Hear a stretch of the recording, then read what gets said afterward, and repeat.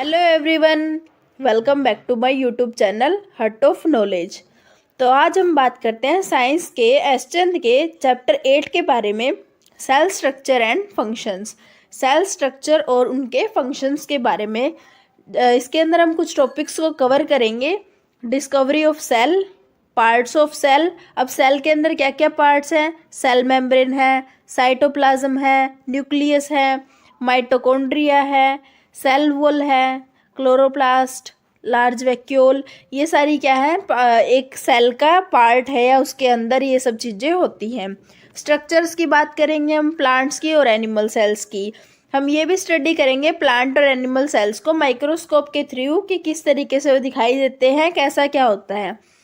Prokaryotic और eukaryotic cells क्या होती है। ऑर्गेनिजम्स जो वैरायटी शो करते हैं सेल नंबर्स में, किस में कितने सेल्स हैं। सेल की शेप क्या होती है, सेल का साइज कितना होता है, cells, tissues, organs, organ system and the last one is किस तरीके से ऑर्गेनिज्म फॉर्म होता है। So let's get started. Cell structure and functions. Cell का नॉर्मली मतलब क्या होता है, पहले तो आपको मैं ये बताती हूँ। जैसे हमारी बॉडी होती है वो बहुत सारी छोटे छोटे पार्ट से मिलके बनी होती है। कुछ छोटी छोटी यूनिट्स होती है, उनको हम क्या बोलते हैं? सेल बोलते हैं। इन्हीं सेल से हमारी बॉडी फॉर्म होती है। तो अब हम बात करते हैं सेल के बारे में। All of us have seen the plant, जैसे कि रोज़ है, मैरीगोल्ड, सनफ्लावर, कैबेज, मशरूम। इस तरीके की चीज़ें आपने सबने देखी होंगी, इन सब के बारे में आप जानते हो पहले से। We also know about the animals. अब हमें एनिमल्स के बारे में भी पता है, जैसे ह्यूमन बींग भी एनिमल्स के अंदर ही आते हैं। Cow, horses, housefly, fish, starfish, butterfly, grasshopper, मतलब बहुत जितने भी हमने एनिमल्स देखे हैं वो सब। In fact there is a large variety of organisms, plants and animals around us. हमारे चारों तरफ प्लांट्स और एनिमल्स की बहुत ज़्यादा वेराइटीज़ प्रेजेंट है। ऐसे डिफरेंट शेप्स और साइज़ भी हैं उनकी। देयर फूड और हैबिटेट्स हैं, वो भी दोनों के अलग अलग है, कहाँ वो रहते हैं और कहाँ उनका खाना पीना है, कैसा है, वो सब अलग है। In spite of great variations in the size, shape, food habits and habitat, इन सब में वेरिएशंस होने के कारण भी इन सब के अंदर एक बेसिक सिमिलैरिटी होती है। क्या सिमिलैरिटी होती है? ये सारे के सारे एक छोटी छोटी यूनिट से मिलके बने हुए होते हैं, जिसको हम क्या बोलते हैं? सेल्स। तो बायोलॉजी में सेल का मतलब क्या होता है? सेल एक ऐसी यूनिट है जो स्ट्रक्चरली और फंक्शनली यूनिट होती है। किस चीज़ की होती है? लाइफ की होती है। तो हम किस तरीके से इसकी डेफिनेशन बोलते हैं? Cells are the structural and functional unit of the life. Life की वो स्ट्रक्चरल और साथ में फंक्शनल यूनिट भी है। In order to understand the structure and functioning of the organism, we should know the structure of the cells and functions of various parts of the cells. अब हमें किसी भी ऑर्गेनिज्म का स्ट्रक्चर जानने के लिए, उसकी फंक्शनिंग जानने के लिए कि किस तरीके से वो फंक्शन करता है, इन सब के लिए हमें सबसे पहले सेल के बारे में जानना ज़रूरी है कि सेल की स्ट्रक्चर कैसी होती है, उसके वेरियस जो पार्ट्स है सेल के, वो क्या क्या फंक्शन करते हैं। इस चैप्टर में हम स्टडी करेंगे सिर्फ बेसिक पार्ट सेल्स के, कि सेल्स के अंदर कौन कौन से पार्ट होते हैं, किस तरीके से वो फंक्शन करते हैं, उनका क्या रोल है वर्क करने में। इन सब पे जाने से पहले हम सेल की डिस्कवरी की बात करते हैं कि किस तरीके से सेल डिस्कवर हुआ था। We should know the meaning of the term cork which are used in the discovery of the cell. अब यहाँ पे क्या हुआ था, जब सेल की डिस्कवरी हुई थी उस टाइम पे एक कॉर्क नाम का पार्ट यूज़ किया जाता है उस सेल की डिस्कवरी के अंदर बताने के लिए उसे। तो सबसे पहले कॉर्क का मतलब क्या होता है? कॉर्क एक जो पेड़ की बाहर वाली छाल होती है उसका एक पार्ट है, जिसको हम क्या बोलते हैं? कॉर्क बोलते हैं। पेड़ की छाल भी बोल सकते हैं उसको हम हिंदी में थोड़ा बहुत, क्योंकि कॉर्क क्या होता है? एक डेड प्लांट मटेरियल होता है। किसी भी पेड़ के बाहर आपने देखी हो मोटी सी परत होती है, उसको हम क्या बोलते हैं? बार्क ऑफ द ट्री बोलते हैं। जैसे वही क्या होती है? कॉर्क होती है। तो अब हम डिस्कवरी की बात करते हैं, किस तरीके से सेल सबसे पहले डिस्कवर हुआ था या किसने इसको डिस्कवर किया था। 1665 के अंदर एक साइंटिस्ट था जिसका क्या नाम था, रॉबर्ट हुक था। उसने माइक्रोस्कोप को यूज़ किया था क्या इन्वेस्ट करने के लिए, एक स्ट्रक्चर इन्वेस्ट करने के लिए। इन्वेस्टिगेट की थी उसने एक स्ट्रक्चर जो थिन स्लाइस थी कॉर्क की। उसने सबसे पहले क्या ली, एक थिन स्लाइस ली थी कॉर्क की, जिसको उसने माइक्रोस्कोप के अंदर इन्वेस्टिगेट किया था। उसने क्या ऑब्जर्व किया था कि कॉर्क के अंदर छोटे छोटे कंपार्टमेंट्स बने हुए हैं। इस तरीके से छोटे छोटे कंपार्टमेंट्स थे। कंपार्टमेंट्स को हम हिंदी में छोटे छोटे बॉक्सेस, छोटे छोटे कमरे भी, इस तरीके से कुछ भी बोल सकते हो। जैसे फिगर के अंदर शो हो रहे हैं छोटे छोटे बॉक्सेस। रॉबर्ट हुक ने सोचा कि ये जो कंपार्टमेंट्स हैं ये छोटे छोटे रूम्स हैं, जिनको बाद में क्या नाम दिया गया था, सेल्स नाम दिया गया था। क्योंकि जो सेल्स होते हैं वो स्मॉल रूम्स होते हैं विच प्रिजनर्स आर लॉक्ड अप और इन विच मॉन्क्स एंड नन्स स्लीप। उसने क्या सोचा था, जो सेल्स होते हैं वो छोटे छोटे रूम्स होते हैं जहाँ पे प्रिजनर्स को लॉक किया जाता है या कोई भी वहाँ पे रहता है, सोता है, ऐसा कुछ उसने थोड़ी थिंकिंग उसकी ये गई थी उस टाइम पे। उस ऑब्जर्वेशन से क्या हुआ था, रॉबर्ट हुक ने कंक्लूड किया था जो कॉर्क है हमारा वो किस चीज़ का बना हुआ है, टिनी सेल्स का बना हुआ होता है। अब हमारे पास कॉर्क क्या थी, वो क्या थी, एक डेड प्लांट मटेरियल था। तो जो डेड प्लांट है सेल्स का, कॉर्क बोला है जिसको, वो ऑब्जर्व किसने किया था, रॉबर्ट हुक ने ऑब्जर्व किया था। और एक्चुअली वो क्या था, डेड था, इसीलिए वो क्या पाया गया था, बिल्कुल एम्प्टी पाया गया था, इसके अंदर कोई मटेरियल नहीं पाया गया था। जो माइक्रोस्कोप यूज़ किया था रॉबर्ट हुक ने वो प्रिमिटिव था, मतलब माइक्रोस्कोप उस टाइम तक डिस्कवर पहले से हो चुका था, तो उसने कोई प्रिमिटिव माइक्रोस्कोप ही यूज़ किया था। जब बाद में आगे डिस्कवरी हुई, बेटर माइक्रोस्कोप्स आए। Better microscopes in the sense कि उसकी जो मैग्नीफाइंग पावर है वो ज़्यादा होगी, उसको बहुत डीप अच्छे तरीके से दिखाया गया। तो वो उस टाइम पे जब यूज़ किए गए, साइंटिस्ट ने वो बनाए और तब उस टाइम पे इन्वेस्टिगेट किया किसी लिविंग प्लांट को। उसने तो क्या किया था, कॉर्क को आइडेंटिफाई किया था, और कॉर्क क्या था, एक डेड मटेरियल था। तो बाकी कुछ और साइंटिस्ट आए, उन्होंने क्या किया, फिर लिविंग प्लांट्स को भी डिस्कवर किया। उन्होंने उसके अंदर क्या पाया कि उसकी भी एक सेल स्ट्रक्चर है, और जो लिविंग प्लांट सेल्स हैं वो एम्प्टी नहीं है, जैसे कॉर्क सेल एम्प्टी थी, इस तरीके से लिविंग प्लांट सेल्स हमारे एम्प्टी नहीं होते।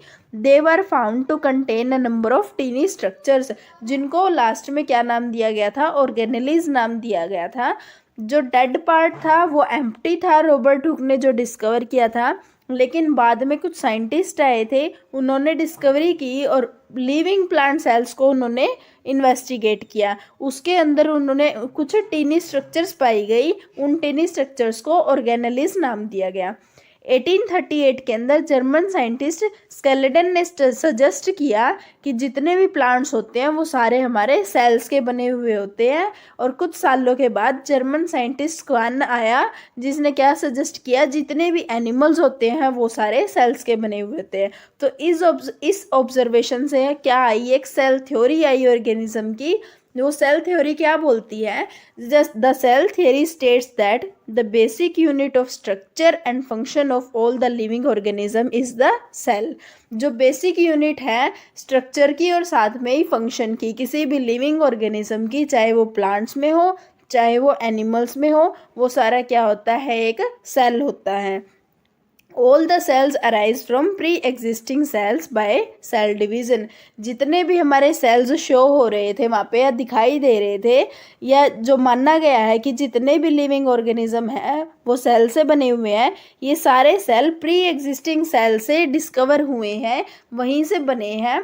प्री एग्जिस्टिंग सेल्स का मतलब कुछ सेल्स हमारे पास थे जिनका डिवीज़न होने के बाद इनका डिवीज़न हुआ और यहाँ से और सेल फॉर्मेशन हुई। इस तरीके से सेल की फॉर्मेशन होती गई और आगे अराइज होते गए। तो जितने भी हमारे सेल्स होते हैं वो प्री एग्जिस्टिंग सेल से डिस्कवर होते हैं। The cells have been present in the living organism since the origin of the life। जब से लाइफ का ओरिजिन हुआ है तब से सेल्स प्रेजेंट है लिविंग ऑर्गेनिजम्स के अंदर। The cells were, however, not studied or observed for thousands of years because most of them are extremely small and cannot be seen with the naked eye. तो अब ये बोल दे कि origin of life तो बहुत सालों से चल रही है हमारी लाइफ की ओरिजिन, तो उस टाइम पे सेल्स का क्यों नहीं पता था? क्योंकि उस टाइम पे माइक्रोस्कोप डेवलप नहीं हुए थे, वो बनाए नहीं गए थे माइक्रोस्कोप उस टाइम तक। तो उस टाइम तक इनको स्टडी नहीं किया गया था क्योंकि ये बहुत ज़्यादा स्मॉल होते हैं और इनको हम नेक्ड आई से भी नहीं देख सकते। It was only when microscopes have high magnification power were made in 17th century to magnify things greatly that cells could be seen in the living organisms. 17th century के अंदर जब हमारे पास माइक्रोस्कोप्स आए थे, उनकी डेवलपमेंट हुई थी, वो बनाए गए थे, उस टाइम पे हमने सेल को देखा था, लिविंग सेल्स के अंदर इसको ऑब्जर्व किया था। These days microscopes can enable us to see the objects as small as 1/1,000th of a meter। अब आज के टाइम पे जो माइक्रोस्कोप्स हैं वो इतने एडवांस हो चुके हैं कि हम एक 1/1,000th है किसी भी मीटर का उसको देख सकते हैं। मतलब 10⁻⁻⁶ मीटर अगर कुछ भी चीज़ है तो उसको भी हम अच्छे से क्लियरली देख सकते हैं। Such high magnifying power microscopes have helped the scientists to study the minute details of the cell. We will now study the cells in the detail। तो इसी माइक्रोस्कोप की हेल्प से बहुत छोटी से छोटी चीज़ें भी हमने सेल की अच्छे तरीके से डिटेल में स्टडी की। अब हम सेल के बारे में बात करते हैं। सेल्स क्या होते हैं ये आपने पहले ही डेफिनेशन पढ़ चुके हो। Cells are the basic units of the life. Cell structural और फंक्शनल बेसिक यूनिट है लाइफ की। जितने भी लिविंग थिंग्स हैं वो सारी सेल से बनी हुई होती है।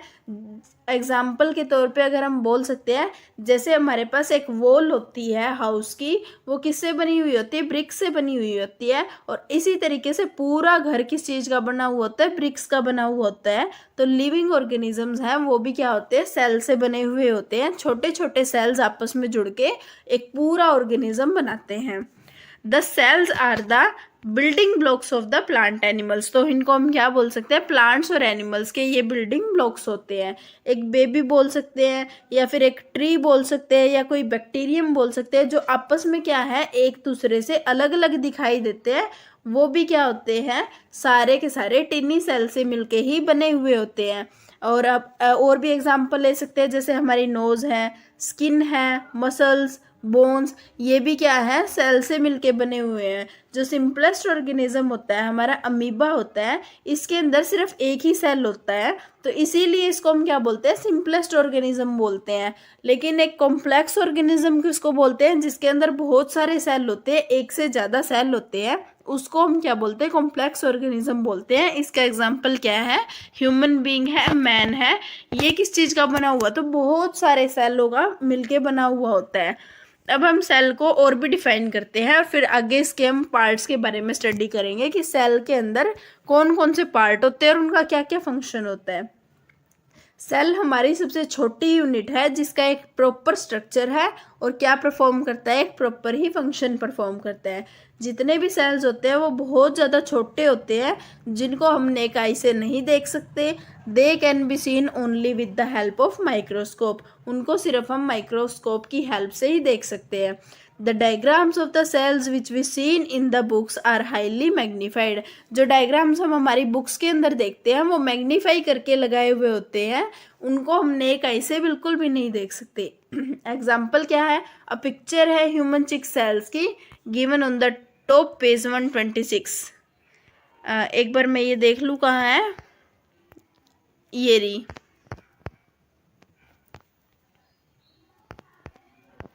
ये रिचिक सेल की स्ट्रक्चर है, ये हमारे पास चैप्टर के जो स्टार्टिंग में दे रखी है। ये बिल्कुल हाईली मैग्नीफाइड है। चिक सेल्स है, ये सिर्फ ये 3 सेल है दिखा रखे हैं यहाँ पे हमारे पास। तो ये क्या है? मैग्नीफाइड स्ट्रक्चर दिखा रखी है इसकी। It is within the cells of our body that our life activities occur. ये हमारी जो बॉडी होती है उसके अंदर जो सेल्स होते हैं, उन सेल्स के कारण ही कुछ एक्टिविटीज़ होती है बॉडी के अंदर। जितने भी लिविंग सेल्स होते हैं वो अदर लिविंग सेल्स के साथ ही मिलके कुछ काम करते हैं। Since cells are the living units they require the energy. अब जो सेल्स होती है वो क्या होती है, लिविंग यूनिट्स होती है, तो इनको एनर्जीज की भी ज़रूरत होती है। तो सेल कहाँ से ऑब्टेन करते हैं एनर्जीज को, फूड को बर्न करने से, जैसे ग्लूकोज को बर्न करते हैं किस प्रोसेस में, रेस्पिरेशन की प्रोसेस में, तो वहाँ से कुछ एनर्जी मिलती है सेल्स को। The cells are the two main type. Cells हमारे दो टाइप के होते हैं मेनली, एक तो होता है एनिमल सेल्स और दूसरा हमारे पास क्या होता है, प्लांट सेल्स होता है। Though many things are common between the animal cells और plant cells but they differ in the some ways. अब जो एनिमल सेल्स होते हैं और जो प्लांट सेल्स होते हैं ये कुछ वेज में डिफरेंट भी होते हैं पर कुछ वेज में थोड़े बहुत सिमिलर भी होते हैं। अब हम सेल के पार्ट्स के बारे में पढ़ते हैं, जो बेसिक पार्ट्स हैं एनिमल सेल के अंदर भी और प्लांट सेल के अंदर भी, जो जनरल स्ट्रक्चर के अंदर होते हैं। First one is parts of the cell. Cells के parts. Each cell has a number of the smaller parts in it. जो सेल्स होते हैं उनके अंदर छोटे छोटे बहुत सारे पार्ट्स होते हैं।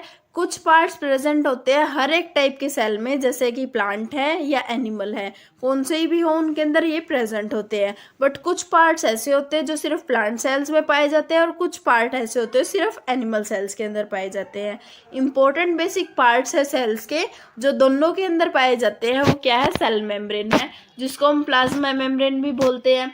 साइटोप्लाज्म, न्यूक्लियस, माइटोकॉन्ड्रिया, ये दोनों के अंदर पाए जाते हैं। और कुछ ऐसे पार्ट्स हैं जो सिर्फ प्लांट सेल्स के अंदर पाए जाते हैं। सिर्फ और सिर्फ जो प्लांट सेल्स के अंदर होते हैं, सेल वॉल होती है, ये एनिमल सेल्स के अंदर नहीं होती। क्लोरोप्लास्ट है जो फूड को बनाने में हेल्प करता है प्लांट्स के अंदर, ये एनिमल के अंदर प्रेजेंट नहीं होता है। लार्ज वैक्यूल होता है, ये भी प्लांट्स के अंदर होता है, सिर्फ एनिमल्स के अंदर नहीं होता है। अब हम इनको एक एक डिस्कस करते हैं कि सेल मेम्ब्रेन है, साइटोप्लाज्म है, न्यूक्लियस, माइटोकॉन्ड्रिया, ये क्या होते हैं और किस तरीके से इनका फंक्शन होता है। जो सेल मेम्ब्रेन होती है वो क्या होती है, एक थिन शीट की तरीके से कवरेज होती है एक सेल के बाहर से, उसको हम क्या बोलते हैं, सेल मेम्ब्रेन बोलते हैं। Every cell is covered by a thin sheet of the skin which is called the cell membrane, जिसको हम क्या बोलते हैं, सेल मेम्ब्रेन बोलते हैं। इसका दूसरा नाम क्या है, एक प्लाज्मा मेम्ब्रेन भी है। The cytoplasm and nucleus are enclosed within the cell membrane. जो साइटोप्लाज्म होता है और जो न्यूक्लियस होता है, ये दोनों क्या होते हैं, एनक्लोज होते हैं, सेल मेम्ब्रेन के अंदर ही होते हैं। दूसरे शब्दों में हम क्या बोल सकते हैं, cell membrane encloses the living part of the cell called the protoplasm. अब हमारे पास ये सेल का इस तरीके से कुछ स्ट्रक्चर होता है। सबसे बाहर से क्या होती है, सेल मेम्ब्रेन होती है। नॉर्मल जो बेसिक स्ट्रक्चर की अगर हम बात करें तो उसके बारे में बात कर रहे हैं, ना ही हम यहाँ प्लांट के बारे में डिस्कस कर रहे हैं और ना ही यहाँ पे हम ह्यूमंस के या एनिमल्स के बारे में डिस्कशन कर रहे हैं। तो नॉर्मल में क्या होएगा, बाहर से जैसे ये हमारे पास क्या होगी, सेल मेम्ब्रेन होगी। उसके बाद इसके अंदर क्या होता है, एक न्यूक्लियस प्रेजेंट होता है और एक क्या होता है, साइटोप्लाज्म प्रेजेंट होता है। तो जो न्यूक्लियस और साइटोप्लाज्म होता है इसको हम क्या बोलते हैं, इसको हम प्रोटोप्लाज्म बोलते हैं और लिविंग पार्ट भी बोल देते हैं किसी भी सेल का। और इस कंप्लीट को मिला के हम क्या बोलते हैं, एक सेल बोलते हैं, या उसकी कोई मेम्ब्रेन वगैरह होती है। तो जो दूसरे शब्दों में हम क्या बोल सकते हैं, जो सेल मेम्ब्रेन होती है वो क्या एनक्लोज करती है, सेल मेम्ब्रेन के अंदर हमारे पास क्या प्रेजेंट होता है, एक तो न्यूक्लियस प्रेजेंट होता है, दूसरा क्या प्रेजेंट होता है, उसके अंदर साइटोप्लाज्म प्रेजेंट होता है। साइटोप्लाज्म एक पानी जैसा या कोई लिक्विड मटेरियल होता है, उसको हम क्या बोलते हैं, cytoplasm. The cell membrane protects the cell and also gives the shapes to the cell. जो ये सेल मेम्ब्रेन होती है ये पूरे सेल को प्रोटेक्ट करती है और साथ में ये क्या करती है, किसी भी सेल को शेप प्रोवाइड करवाती है। The cell membrane has tiny pores in it. जो सेल मेम्ब्रेन होती है इसके अंदर इस सरफेस पे छोटे छोटे पोर्स पाए जाते हैं। यहाँ सरफेस के ऊपर क्या होते हैं, छोटे छोटे पोर्स होते हैं, जिससे क्या होता है, सेल मेम्ब्रेन की जो सब्सटेंस की मूवमेंट होती है उसको कंट्रोल करती है सेल के अंदर लाने में या बाहर लाने में। जैसे कोई सोल्यूट वगैरह अंदर लेके आना है, जैसे कोई ग्लूकोज का पार्ट है, कोई भी मटेरियल है, अगर उसको अंदर लेके आना है या उसको बाहर लेके जाना है, ऑक्सीजन है उसका एक्सचेंज करना है, इस तरीके से वेस्ट प्रोडक्ट्स हैं जैसे कार्बन डाइऑक्साइड है, इनको हेल्प करवाता है ये जो पोर्स होते हैं सेल मेम्ब्रेन के अंदर वो। The cell membrane separates the cells from one another and also from the surrounding medium. तो जो सेल मेम्ब्रेन होती है ये क्या करती है, एक दूसरे पार्ट से अलग रखती है। जैसे सेल्स को एक दूसरे से अलग रखेगी, जो सराउंडिंग में मीडियम है उनसे अलग रखेगी। तो सेल मेम्ब्रेन हमारे पास क्या होता है, एक लिविंग पार्ट होता है सेल का। जैसे ये किस तरीके से अलग अलग रखती है, ये हमारे पास एक सेल है, ये दूसरा सेल है, तो ये सारे सेल्स आपस में अलग अलग इस तरीके से रहते हैं, इनको अलग अलग रखती है। इन सब के अंदर क्या क्या है, न्यूक्लियस और साइटोप्लाज्म इस तरीके से प्रेजेंट होता है। तो सेल मेम्ब्रेन क्या होती है, हमारी एक लिविंग पार्ट होता है सेल का। अब हम बात करते हैं साइटोप्लाज्म के बारे में। साइटोप्लाज्म क्या होता है, साइटोप्लाज्म क्या होता है, एक जेली लाइक मटेरियल होता है। जेली लाइक भी बोल सकते हैं उसको, हम लिक्विड टाइप भी बोल सकते हैं कि साइटोप्लाज्म ट्रांसपेरेंट होता है, जेली लाइक मटेरियल होता है, जो क्या करता है पूरे सेल को फिल कर लेता है न्यूक्लियस और सेल मेम्ब्रेन के बीच में। जहाँ पे हमारे पास सेल मेम्ब्रेन प्रेजेंट थी, यहाँ पे हमारे पास न्यूक्लियस प्रेजेंट था, तो न्यूक्लियस को और सेल मेम्ब्रेन को जो छोड़ के उसकी जगह होती है उसको क्या करता है, कंप्लीटली फिलअप कर लेता है। उसको हम क्या बोलते हैं, साइटोप्लाज्म बोलते हैं। Cytoplasm is a kind of chemical factory of the cell. ये क्या होती है, केमिकल फैक्ट्री होती है सेल की, क्योंकि यहाँ पे क्या होती है, बहुत सारी रिएक्शंस होती हैं। Here new substances are built from the materials taken into the cell and energy is released and the stored। यहाँ साइटोप्लाज्म के अंदर क्या होता है, बहुत सारी केमिकल रिएक्शंस होती है। यहाँ पे क्या होती है, बहुत सारी केमिकल रिएक्शंस प्रेजेंट होती है।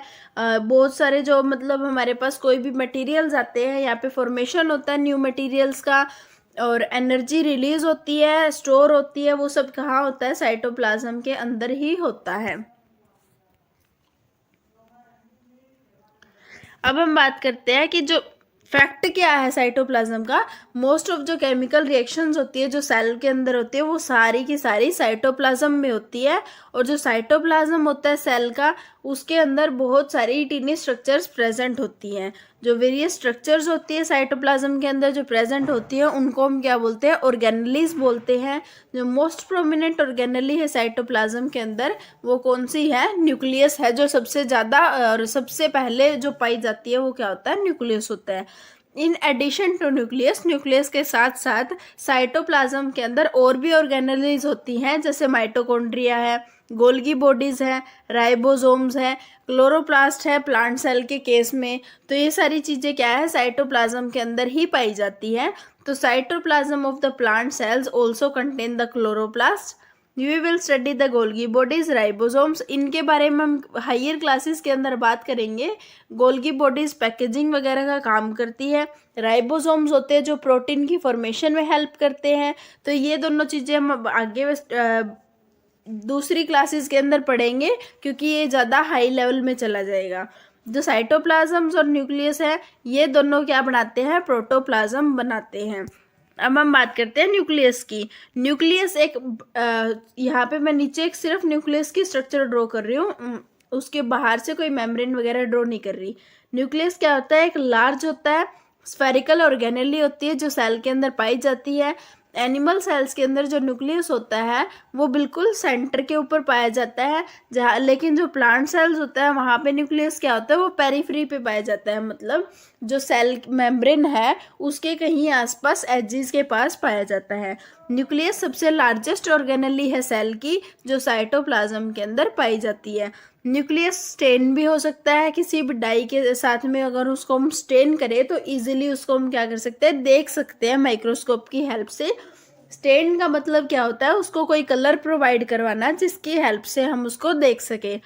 Nucleus is separated from the cytoplasm by a membrane called the nuclear membrane. अब न्यूक्लियस की भी क्या होती है, खुद की एक मेम्ब्रेन होती है। ये क्या है, उसकी एक खुद की मेम्ब्रेन है जिसको हम क्या बोलते हैं, न्यूक्लियर मेम्ब्रेन बोलते हैं। इसकी वजह से क्या होता है, ये साइटोप्लाज्म से अलग रहता है, अपनी ही पोजीशन पे रहता है।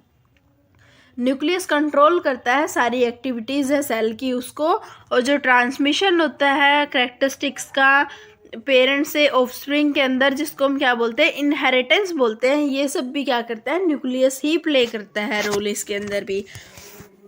nucleus plays a role in the inheritance. This can be explained as follows. Nucleus contains thread-like structures जिनको हम क्या बोलते हैं, क्रोमोसोम्स बोलते हैं. न्यूक्लियस हमारे पास, न्यूक्लियस के अंदर क्या होते हैं, क्रोमोसोम्स प्रेजेंट होते हैं जो थ्रेड लाइक स्ट्रक्चर बोलते हैं, जिनको हम, वो उनके अंदर प्रेजेंट होती है, जिनको हम क्या बोलते हैं, क्रोमोसोम्स बोलते हैं. Chromosomes contain the genes. अब हमारे जो क्रोमोसोम्स होते हैं उनके अंदर जीन्स होते हैं, और जो फंक्शन होता है क्रोमोसोम का वो क्या होता है, ट्रांसफ़र करना पेरेंट्स के कैरेक्टरिस्टिक्स को ऑफस्प्रिंग के अंदर थ्रू द जीन्स. अब यहाँ पे इसका मेन मोटिव बताने का क्या है, जो न्यूक्लियस है वो क्या रोल प्ले करता है सेल के अंदर. न्यूक्लियस के अंदर क्या होते हैं, सबसे पहले हम देखते हैं न्यूक्लियस के अंदर क्या होता है. क्रोमोसोम्स इस तरीके से प्रेजेंट होते हैं, थ्रेड लाइक स्ट्रक्चर. इन क्रोमोसोम्स के ऊपर जीन्स प्रेजेंट होते हैं. जीन्स में क्या होता है, करैक्टरिस्टिक्स होती है, जैसे उसकी ब्राउन आइज़ हैं पेरेंट्स की, एक पेरेंट की जैसे ब्लैक आइज़ है, या कलर है हेयर्स का, हाइट है, ये सारी चीज़ें क्या है, करैक्टरिस्टिक्स में आती हैं. तो ये सब चीज़ें जीन्स के ऊपर होती हैं. और जीन्स कहाँ होते हैं, हमारे क्रोमोसोम्स के ऊपर होते हैं. क्रोमोसोम्स कहाँ होते हैं, न्यूक्लियस के अंदर प्रेजेंट होते हैं. और न्यूक्लियस कहाँ होता है, सेल के अंदर प्रेजेंट होता है. तो जो न्यूक्लियस है उसके अंदर टिनी राउंड स्ट्रक्चर जो भी होती हैं, जिनको हम क्या बोलते हैं, न्यूक्लियोलस भी बोलते हैं. अब इसके साथ साथ में छोटी छोटी और राउंडेड स्ट्रक्चर होती है जिसको हम क्या बोलते हैं, न्यूक्लियोलस बोलते हैं. We will study the functions of nucleolus in the higher classes. इतना डिटेल में आपको जानने की ज़रूरत नहीं है न्यूक्लियोलस का क्या फंक्शन होता है क्या नहीं. हम सिर्फ अभी न्यूक्लियस की बात करते हैं. न्यूक्लियस के अंदर क्रोमोसोम्स प्रेजेंट होते हैं, और जो न्यूक्लियोलस होता है वो बाउंड होता है एक मेम्ब्रेन से, जिसको हम क्या बोलते हैं, न्यूक्लियर मेम्ब्रेन बोलते हैं. अब nuclear membrane has the टिनी pores for the exchange of the materials with the cytoplasm. Nuclear membrane के अंदर भी क्या होते हैं, टिनी पोर्स प्रेजेंट होते हैं जो मेम्ब्रेन के अंदर होते हैं, और उसकी हेल्प से क्या होता है, मटेरियल्स का एक्सचेंज होता है. एक एग्जाम्पल है हमारे पास, एक एक्सेप्शन है जिसको हम क्या बोलते हैं, रेड ब्लड सेल्स बोलते हैं. इसके अंदर न्यूक्लियस प्रेजेंट नहीं होता, ये विदाउट न्यूक्लियस होती हैं. Before we end the discussion on the nucleus, it will be good to say a few words about the genes. अब जीन्स के बारे में थोड़ी बात कर ले. जीन्स क्या होते हैं, जो क्रोमोसोम्स के अंदर प्रेजेंट होते हैं, और क्रोमोसोम न्यूक्लियस के अंदर होता है, न्यूक्लियस सेल के अंदर प्रेजेंट होता है. जीन एक इनहेरिटेंस की यूनिट है लिविंग ऑर्गेनिजम्स में, जो ट्रांसफ़र करती है पेरेंट्स के कैरेक्टर्स को रिप्रोडक्शन के टाइम पे किसके अंदर ट्रांसफ़र करती है, ऑफस्प्रिंग्स के अंदर. तो जीन्स कंट्रोल करते हैं transfer of hereditary characteristics from parents to the offspring. किसी भी पेरेंट से ऑफस्प्रिंग के अंदर जो कैरेक्टर्स को ट्रांसफ़र करता है, हेरिडिटिक कैरेक्टर्स को ट्रांसफ़र करता है, उनको हम क्या बोलते हैं, जीन्स बोलते हैं. This means that our parents pass on some of their characteristic features to us through their genes. इसका क्या मतलब हुआ कि हमारे पेरेंट्स ने जीन्स की हेल्प से कुछ कैरेक्टरिस्टिक फीचर्स हमारे अंदर ट्रांसफ़र किए थे. It is the genes inherited from our parents which are responsible for our various body features. ये जीन्स होते हैं जो हमारे पेरेंट्स से हमें इनहेरिटेड होते हैं, मतलब हमें मिले हुए होते हैं, जो रिस्पॉन्सिबल होते हैं हमारी पूरी बॉडी के फीचर्स. जैसे हमारी कलर कैसा है, आइज़ कलर कैसा है, नोज़ कैसी है, या हेयर कलर कैसा है, ये सारे हमारे पेरेंट्स के ऊपर डिपेंड होता है. In other words, it is the genes on the chromosome which decide all sort of things about us. किस तरीके से ये हमारा डिसाइड करता है, जैसे colour of the our eyes, look of our hair, shape of our nose, our complexion, appearance, ये सारी चीज़ें हमारी पेरेंट्स के ऊपर डिपेंड करती है. Example, our father has brown eyes, we may also have brown eyes due to the gene of brown eye colour coming from him. अब हमारे फादर की अगर आइज़ ब्राउन कलर की है तो वही आइज़ ब्राउन कलर की हमारी भी हो सकती है. किस वजह से हो सकती है, जो जीन था ब्राउन आई कलर का वो एक्सचेंज हुआ है हमारे पेरेंट्स से, हमारे अंदर इनहेरिटेड हुआ है. अगर हमारी मदर के करली हेयर्स हैं तो क्या पता हमारे भी करली हेयर हो, इनहेरिट हो चुके हो वो भी. किस वजह से, उस जीन के कारण जो करली हेयर क्रिएट करता है. हाउएवर यूजुअली जो डिफरेंट कॉम्बिनेशंस होते हैं जीन्स के वो भी होते हैं दोनों पेरेंट्स से, फादर और मदर से, जिसकी वजह से डिफरेंट कैरेक्टरिस्टिक्स भी आते हैं। एग्जाम्पल के तौर पे जैसे हमारे पेरेंट्स की एक की आइज़ ब्राउन है और एक की हमारे पास ब्लैक है। ऐसा हम एक बार एग्जाम्पल लेके चलते हैं कि एक की ब्राउन है और एक की क्या है, ब्लैक है। क्या पता हमारे ऑफस्प्रिंग्स के पास ब्लू कलर की हो। तो ये मतलब इनके कॉम्बिनेशंस वगैरह के कारण कुछ हो सकता है, अलग कैरेक्टरिस्टिक्स भी आ सकती है। अब हम बात करते हैं प्रोटोप्लाज्म के बारे में। प्रोटोप्लाज्म क्या होता है? जो लिविंग मैटर होता है सेल का, उसको हम क्या बोलते हैं? प्रोटोप्लाज्म बोलते हैं। प्रोटोप्लाज्म एक ऐसा लिक्विड सब्सटेंस होता है जो सेल मेम्ब्रेन के अंदर प्रेजेंट होता है। उस प्रोटोप्लाज्म के अंदर क्या प्रेजेंट होता है? साइटोप्लाज्म, न्यूक्लियस या जितनी भी उसके अंदर साइटोप्लाज्म के अंदर ऑर्गेनेलीज हैं, उस कंप्लीट मटेरियल को हम प्रोटोप्लाज्म बोलते हैं। तो एक सेल के मेनली 2 पार्ट्स होते हैं। एक होता है सेल मेम्ब्रेन, ये हमारे पास क्या होगी? सेल मेम्ब्रेन होगी है।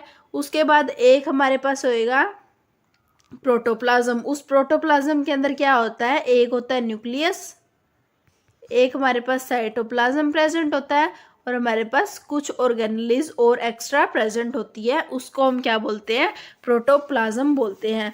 मोस्ट ऑफ द प्रोटोप्लाज्म है वो किस चीज़ के बने हुए? तो 4 एलिमेंट्स के बने हुए होते हैं, कार्बन के, हाइड्रोजन, नाइट्रोजन और ऑक्सीजन। इन 4 सब्सटेंस के मेनली हमारा प्रोटोप्लाज्म बना हुआ होता है। It also contain some other elements, इसके अंदर कुछ और एलिमेंट्स भी हो सकते हैं, जैसे वाटर है, carbohydrate, proteins, fat, nucleic acid, mineral salt और यूनिक कॉम्बिनेशंस भी हो सकता है एलिमेंट्स कंपाउंड्स का, जो हमारे लिविंग नेचर में है प्रोटोप्लाज्म के लिए। अब हम बात करते हैं माइटोकॉन्ड्रिया की। माइटोकॉन्ड्रिया क्या होता है? माइटोकॉन्ड्रिया टीनी रोड शेप्ड होते हैं, स्फेरिकल ऑर्गेनेलीज प्रेजेंट होती है जो हमारी सेल्स के अंदर पाई जाती है। माइटोकॉन्ड्रिया की structure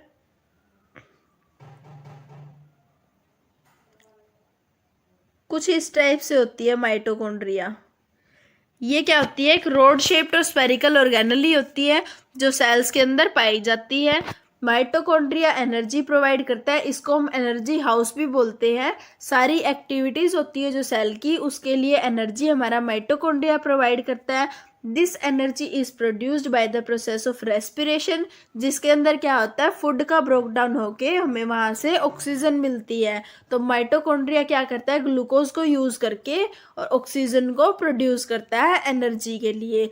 mitochondria are found in the large numbers in the cytoplasm in the cells. माइटोकॉन्ड्रिया हमारे सेल्स के अंदर बहुत ज़्यादा अमाउंट में पाए जाते हैं, इनके नंबर्स बहुत ज़्यादा होते हैं सेल्स के अंदर। इस तरीके की कुछ इसकी शेप होती है माइटोकॉन्ड्रिया की। अब हम बात करते हैं सेल वॉल की। सेल वॉल मैंने आपको ऊपर बताया था, सेल वॉल सिर्फ प्लांट सेल्स के अंदर ही पाई जाती है, ये एनिमल सेल्स के अंदर नहीं होती। प्लांट सेल के पास क्या होती है? एक थिक सेल वॉल होती है, जो कहाँ से होती है? सेल मेम्ब्रेन के बाहर से होती है। जो प्लांट सेल्स होता है उसके अंदर क्या होता है? जैसे ये हमारे पास, एक सेकेंड, जैसे ये हमारे पास क्या है? सेल मेम्ब्रेन है। तो सेल मेम्ब्रेन के बाहर से क्या होएगी? एक सेल वॉल और प्रेजेंट होती है in case of only plants. तो ये आउटसाइड होती है सेल मेम्ब्रेन के। The cell wall is made of the tough material, जिसको हम क्या बोलते हैं? सेल्यूलोज बोलते हैं। सेल वॉल हमारी सेल्यूलोज की बनी हुई होती है। सेल वॉल क्या प्रोवाइड करता है? शेप प्रोवाइड करता है और सपोर्ट देता है प्लांट सेल्स को। Cells wall also hold the plant cells together and give plant most of their strength। वो ये जो सेल वॉल होती है क्या प्रोवाइड करवाती है? स्ट्रेंथ प्रोवाइड करवाती है। Plants need protection against the high wind speed, variation in the temperature, atmospheric moisture. इन सब के लिए क्या होती है? हमारी सेल वॉल प्रेजेंट होती है, इन सब से प्रोटेक्शन के लिए। Since plants are fixed at a place, so they cannot move to protect themselves from the various changes in their surroundings। अब ये सेल वॉल सिर्फ प्लांट सेल्स के अंदर ही क्यों पाई जाती है? क्योंकि जो प्लांट सेल्स होते हैं वो क्या, प्लांट्स होते हैं हमारे, वो क्या होते हैं? फिक्स होते हैं एक जगह पे। वो अपने आप को प्रोटेक्ट नहीं कर सकते अलग अलग चेंजेस से। जैसे टेम्परेचर के अंदर अगर कोई वेरिएशन हो रहा है, मतलब ज़्यादा ठंड हो रही है या ज़्यादा गर्मी हो रही है, एटमॉस्फेरिक मॉइस्चर में एक्सचेंज हो रहा है या कुछ, या फिर कोई हाई स्पीड विंड चल रही है, उन सब से प्रोटेक्ट करने के लिए हमारे पास सेल वॉल प्रेजेंट होती है, जो क्या होता है, एक टफ मटेरियल होता है जो प्रोटेक्शन प्रोवाइड करता है, किसी भी प्लांट को स्ट्रेंथ भी प्रोवाइड करता है। जो सेल वॉल होती है वो सिर्फ प्लांट सेल्स के अंदर प्रेजेंट होती है, ये बात आपको याद रखनी है। Cell wall is not there in the animal cells, the cell wall is the non living part of the plant cells. ये क्या होता है, एक नॉन लिविंग प्लांट मटेरियल होता है, एक टफ मटेरियल होता है जो सेलुलोज का बना हुआ होता है और नॉन लिविंग पार्ट होता है। और जो हमारी सेल मेम्ब्रेन थी वो क्या थी, एक लिविंग पार्ट थी। Now the next one is chloroplast. Chloroplast भी हमारा सिर्फ प्लांट सेल्स के अंदर ही पाया जाता है। क्लोरोप्लास्ट एक ग्रीन कलर की ऑर्गेनेली होती है जो साइटोप्लाज्म के अंदर पाई जाती है। जो प्रोसेस होती है ना फूड मेकिंग प्लांट्स के अंदर, हम पीछे से पढ़ते आ रहे हैं, फोटोसिंथेसिस है, वो क्लोरोप्लास्ट के अंदर ही होती है और इसी क्लोरोप्लास्ट के कारण ये फोटोसिंथेसिस होती है। The green color of chloroplast is due to the presence of green pigment called the chlorophyll. जो क्लोरोप्लास्ट होता है उसका ग्रीन कलर किस वजह से होता है, क्योंकि क्लोरोप्लास्ट के अंदर क्लोरोफिल प्रेजेंट होता है जो ग्रीन कलर का होता है, उसके कारण क्लोरोप्लास्ट का ग्रीन कलर होता है। क्लोरोफिल अब्जॉर्ब करता है सनलाइट को, सनलाइट की एनर्जी को अब्जॉर्ब करने के बाद ही वो फोटोसिंथेसिस की प्रोसेस को करता है। In the chloroplast carbon dioxide और वाटर ये दोनों क्या करते हैं, कंबाइन करते हैं CO2 प्लस में H2O। ये किसकी आपने पहले भी पढ़ी होगी, ये फोटोसिंथेसिस की इक्वेशन है। CO2 प्लस H2O कंबाइन करके क्या प्रोड्यूस करते हैं, ग्लूकोज प्रोड्यूस करते हैं, C6H12O6। ये आपको याद रखनी है। And this process of food making is called photosynthesis. इसको हम क्या बोलते हैं, फोटोसिंथेसिस बोलते हैं। Thus chloroplast help in the making of food by the green plants. तो क्लोरोप्लास्ट क्या करता है, फूड बनाने में हेल्प करता है ग्रीन प्लांट्स की।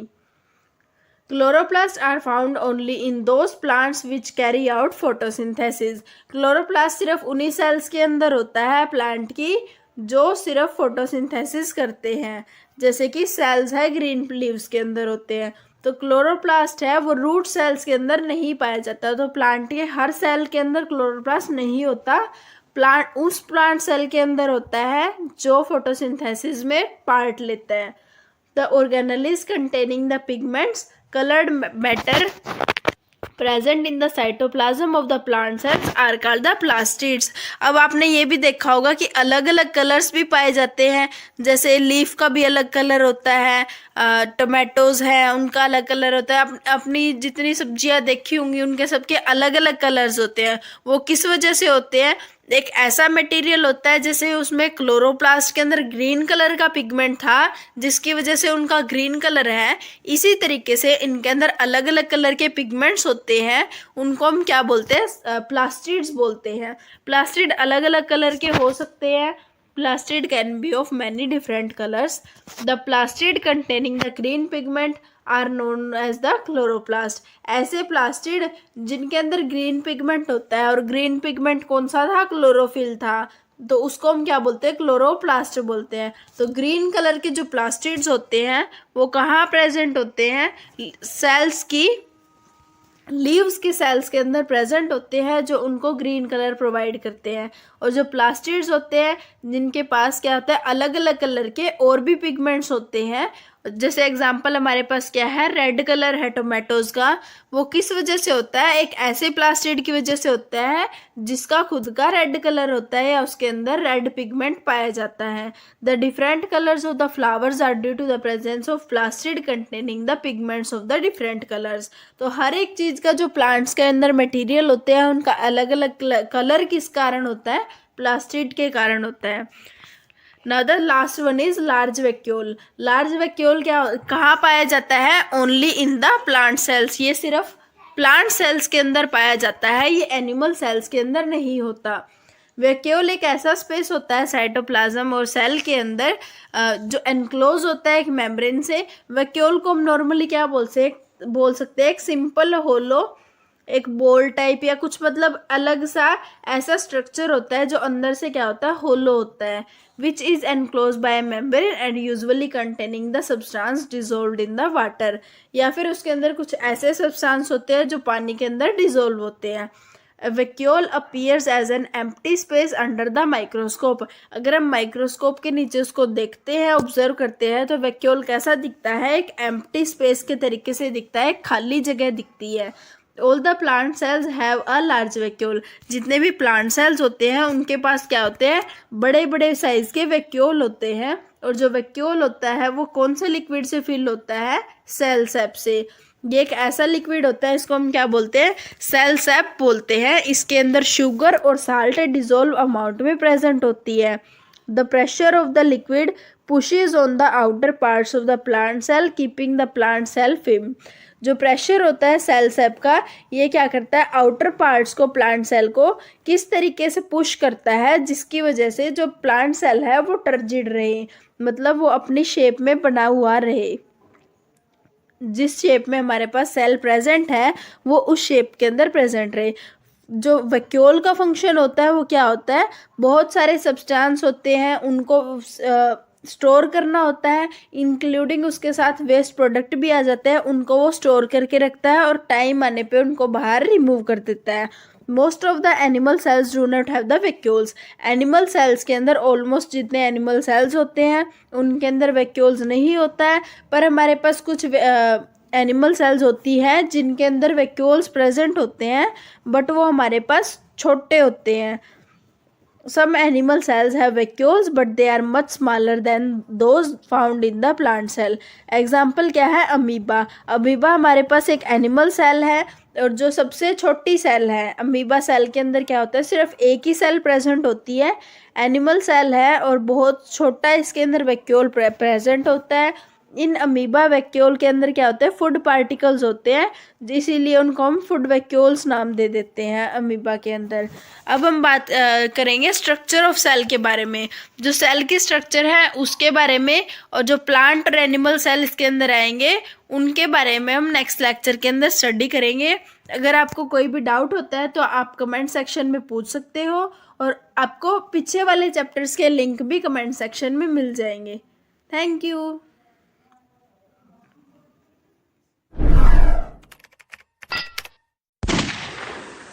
Hello everyone, welcome back to my YouTube channel hut of knowledge. तो हमने इस चैप्टर के बारे में, सेल के बारे में डिस्कस कर लिया था लास्ट लेक्चर में, और उसके टाइप्स के बारे में या उसके पार्ट्स के बारे में डिस्कस कर लिया था। तो अब हम बात करते हैं सेल की स्ट्रक्चर के बारे में, किस तरीके की स्ट्रक्चर्स होती हैं। A cell consist of jelly like material enclosed in the thin membrane. Cell के अंदर क्या होता है? एक जेली लाइक मटीरियल होता है जो एक मेम्ब्रेन के अंदर क्या होता है? एनक्लोज्ड होता है। जो जेली लाइक मटेरियल होता है which fills the cell is called cytoplasm. उस जेली लाइक मटेरियल को हम क्या बोलते हैं? Cytoplasm. And the thin outer covering of the cell is called the cell membrane. तो हमारे पास सेल के अंदर क्या होता है, या सेल क्या होता है? एक बाहर से लेयर प्रेजेंट होती है जिसको हम क्या बोलते हैं? सेल मेम्ब्रेन बोलते हैं, और उसके अंदर एक जेली लाइक मटेरियल फिल होता है कंप्लीट पूरे सेल मेम्ब्रेन के अंदर, उसको हम क्या बोलते हैं? साइटोप्लाज्म बोलते हैं। एक जनरल डायग्राम है एनिमल सेल का, यहाँ फिगर के अंदर शो कर रखा है। यहाँ पे क्या है? बहुत सारी बॉडीज हैं अलग अलग शेप्स की या अलग अलग साइज की हैं, जो सारी साइटोप्लाज्म के अंदर प्रेजेंट है। For example, there is a large floating body usually in the center of the cell which is called the nucleus। जैसे अब यहाँ पे अलग अलग पार्ट शो कर रखे हैं, जैसे हमारे बीच में क्या है? एक लार्ज बड़ी सारी एक सेंटर में बॉडी है जिसको हम क्या बोल रहे हैं? न्यूक्लियस। जो फंक्शन होता है न्यूक्लियस का वो क्या होता है? सारी एक्टिविटीज़ को कंट्रोल करता है सेल की, जैसे सेल का ग्रोथ कैसे हो, सेल की डिवीज़न कितनी हो, वेस्ट मटेरियल कैसे, कब किस टाइम पे वेस्ट आउट हो वहाँ से। तो ये सारी चीज़ें किसके ऊपर डिपेंड करती है? न्यूक्लियस के ऊपर डिपेंड करती है।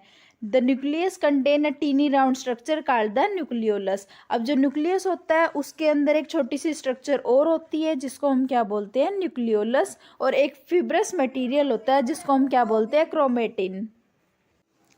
It has also a nuclear membrane on the outside. अब जो हमारे पास न्यूक्लियस होता है उसके बाहर से एक न्यूक्लियर मेम्ब्रेन भी होती है, जैसे यहाँ फिगर के अंदर शो कर रखा है हमारे पास। ये बाहर क्या है, न्यूक्लियस है। न्यूक्लियस के अंदर न्यूक्लियोलस प्रेजेंट है और साथ में इसके क्रोमेटिन फाइबर्स प्रेजेंट्स हैं। जो न्यूक्लियस के बाहर वाली लेयर है उसको हम क्या बोलते हैं, न्यूक्लियर मेम्ब्रेन बोलते हैं। और ये किसकी बात कर रहे हैं, हम सिर्फ एनिमल सेल के बारे में ही बात कर रहे हैं यहाँ। तो इसके अंदर इस तरीके से अलग अलग स्ट्रक्चर्स प्रेजेंट होती हैं। जो न्यूक्लियस होता है उसके अंदर जो न्यूक्लियोलस होता है और क्रोमेटिन फाइबर होता है, दोनों का अलग अलग काम होता है। क्रोमेटिन क्या बनाता है, क्रोमोसोम्स बनाता है सेल डिवीजन के टाइम पे। जब सेल डिवीजन होता है, एक सेल से दो सेल बनती हैं, उस टाइम पे क्या होता है, क्रोमेटिन हमारा क्रोमोसोम्स की फॉर्मेशन करता है। जो ये क्रोमोसोम्स होते हैं फिर ये ट्रांसफ़र होते हैं। एक कैरेक्टरिस्टिक होती है जो ट्रांसफ़र होएगी पेरेंट से लेके नेक्स्ट जनरेशन के अंदर। अब जो cytoplasm and the nucleus taken together form the protoplasm of the cell. पूरे सेल का प्रोटोप्लाज्म किसको बोलेंगे हम, जब साइटोप्लाज्म और न्यूक्लियस दोनों को इकट्ठा बात करेंगे उसको हम क्या बोलेंगे, प्रोटोप्लाज्म। प्रोटोप्लाज्म क्या होता है, एक लिविंग मटेरियल होता है सेल का। अगर हम साइटोप्लाज्म की बात करें और साथ में हम किसकी बात करें, न्यूक्लियस की बात करें, दोनों ही लिविंग मैटर या लिविंग मटेरियल है सेल के, तो इसीलिए इसको हम क्या बोलते हैं, प्रोटोप्लाज्म बोलते हैं, जो एक लिविंग मैटर है।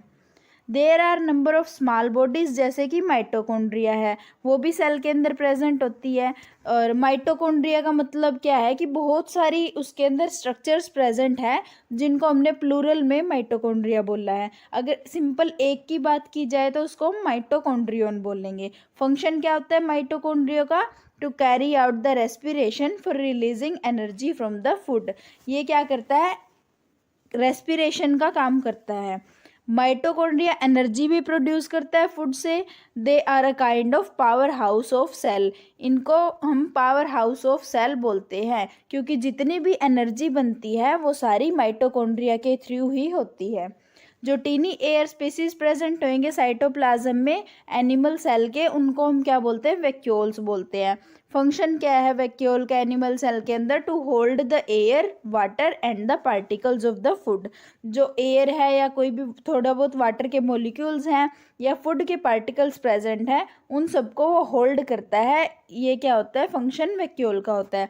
मोस्ट ऑफ एनिमल सेल्स के पास वैक्यूल्स नहीं होते, बहुत कम एनिमल सेल्स के अंदर वैक्यूल्स होते हैं। जो एनिमल सेल्स के अंदर वैक्यूल होते हैं वो छोटे होते हैं प्लांट सेल्स के कंपैरिजन में। जो सेल मेम्ब्रेन है वो थिन शीट होती है स्किन की ऑल अराउंड द सेल।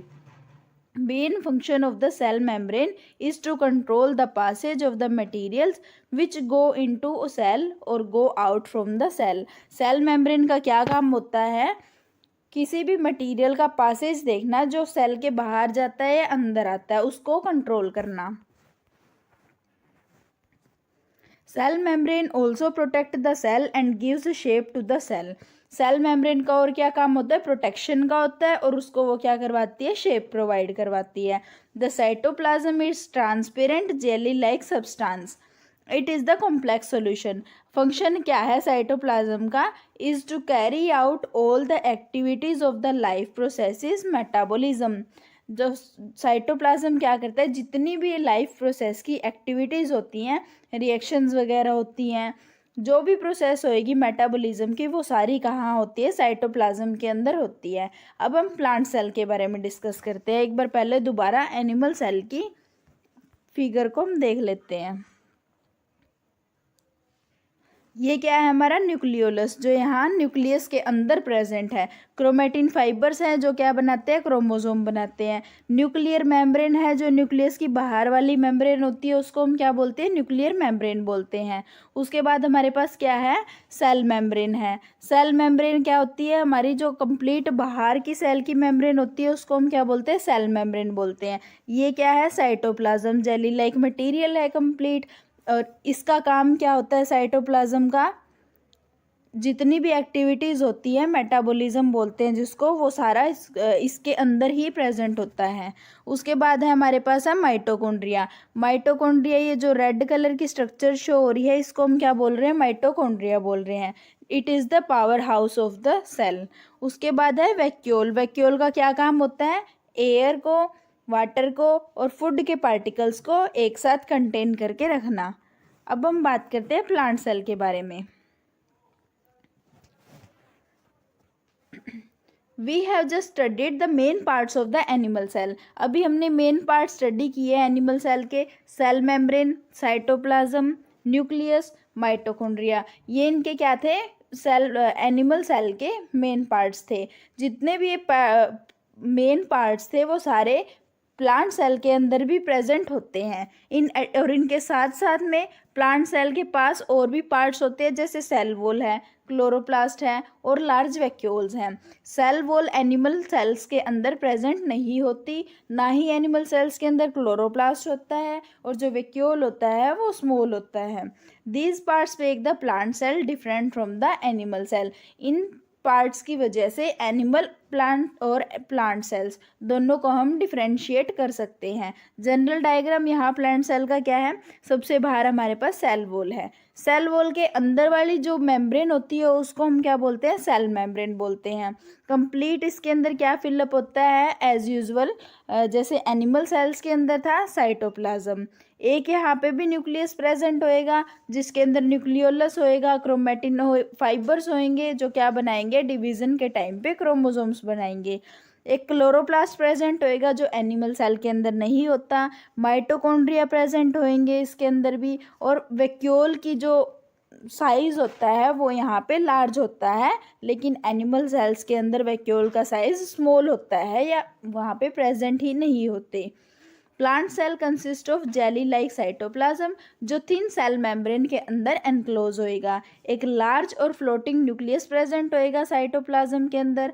जो न्यूक्लियस है उसके अंदर न्यूक्लियोलस होंगे और क्रोमेटिन होंगे जो सराउंड होंगे न्यूक्लियर मेम्ब्रेन से।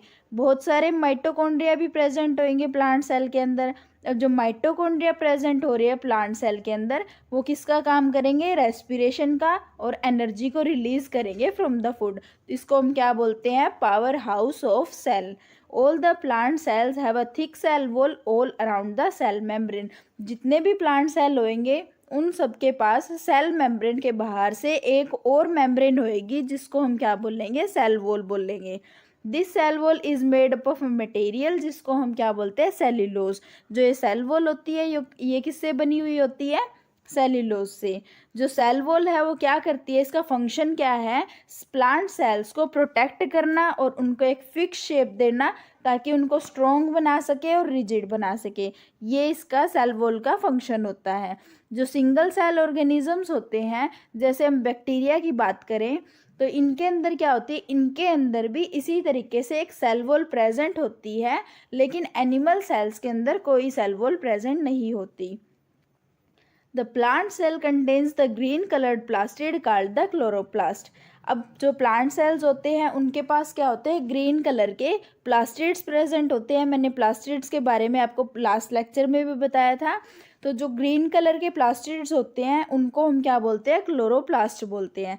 क्लोरोप्लास्ट ग्रीन कलर की बॉडीज होती हैं साइटोप्लाज्म के अंदर। जो क्लोरोप्लास्ट होता है वो क्या करता है? फूड की प्रोसेसिंग करता है, फूड को बनाता है ग्रीन प्लांट्स के अंदर फोटोसिंथेसिस की हेल्प से। जो क्लोरोप्लास्ट होते हैं वो एनिमल सेल्स के अंदर प्रेजेंट नहीं होते। इसी वजह से एनिमल्स हैं जो वो किसके ऊपर डिपेंड करते हैं? प्लांट्स के ऊपर डिपेंड करते हैं फूड के लिए, क्योंकि वो अपना फूड खुद से प्रिपेयर नहीं कर पाते, उनके अंदर क्लोरोप्लास्ट नहीं होता। कुछ प्लांट सेल्स हैं उनके अंदर प्लास्टिड्स होते हैं डिफरेंट कलर्स के। ग्रीन से अलग भी अलग अलग कलर के प्लास्टिड प्रेजेंट होते हैं। प्लांट सेल्स के पास बहुत बड़े साइज में वैक्यूल प्रेजेंट होते हैं। ये वैक्यूल्स सेल सेप के साथ फिल होते हैं। अब सेल सेप क्या होता है? एक शुगर का और मिनरल साल्ट्स का दोनों का मिक्सचर होता है, एक सॉल्यूशन होता है जो वैक्यूल के अंदर प्रेजेंट होता है। एनिमल सेल्स के अंदर या तो वैक्यूल्स होते ही नहीं हैं, अगर होते हैं तो वो बहुत ज़्यादा स्मॉल होते हैं। एनिमल सेल्स के अंदर लार्ज वैक्यूल नहीं होते। अब हम दोनों वैसे तो इस पूरे टॉपिक में हमने दोनों का डिस्कशन कर लिया है, दोनों के बीच में कंपेयर भी देख लिया है, फिर भी एक बार और इनके कंपैरिजन के बारे में डिस्कस करते हैं। We have just studied that plant cell और एनिमल सेल दोनों सिमिलर हैं कुछ रिस्पेक्ट में, पर उनके अंदर कुछ ना कुछ थोड़ा बहुत डिफरेंस भी है। अब हम बात करते हैं उनकी इम्पोर्टेंट सिमिलरिटीज़ के बारे में और उनके डिफरेंस के बारे में जो दोनों के बीच में है। मेन सिमिलरिटीज़ क्या क्या है? प्लांट सेल और एनिमल सेल दोनों के पास सेल मेम्ब्रेन है, या फिर जिसको हम प्लाज्मा मेम्ब्रेन भी दूसरा नाम बोलते हैं। तो ये दोनों के अंदर प्रेजेंट है सेल मेम्ब्रेन या प्लाज्मा मेम्ब्रेन। साइटोप्लाज्म दोनों के अंदर प्रेजेंट है। न्यूक्लियस दोनों के अंदर प्रेजेंट है।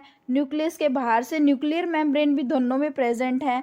माइटोकॉन्ड्रिया भी दोनों में प्रेजेंट है। और साथ में जो न्यूक्लियस के अंदर न्यूक्लियोलस है और साथ में क्या है, एक क्रोमेटिन फाइबर्स हैं, ये भी दोनों के अंदर प्रेजेंट होते हैं।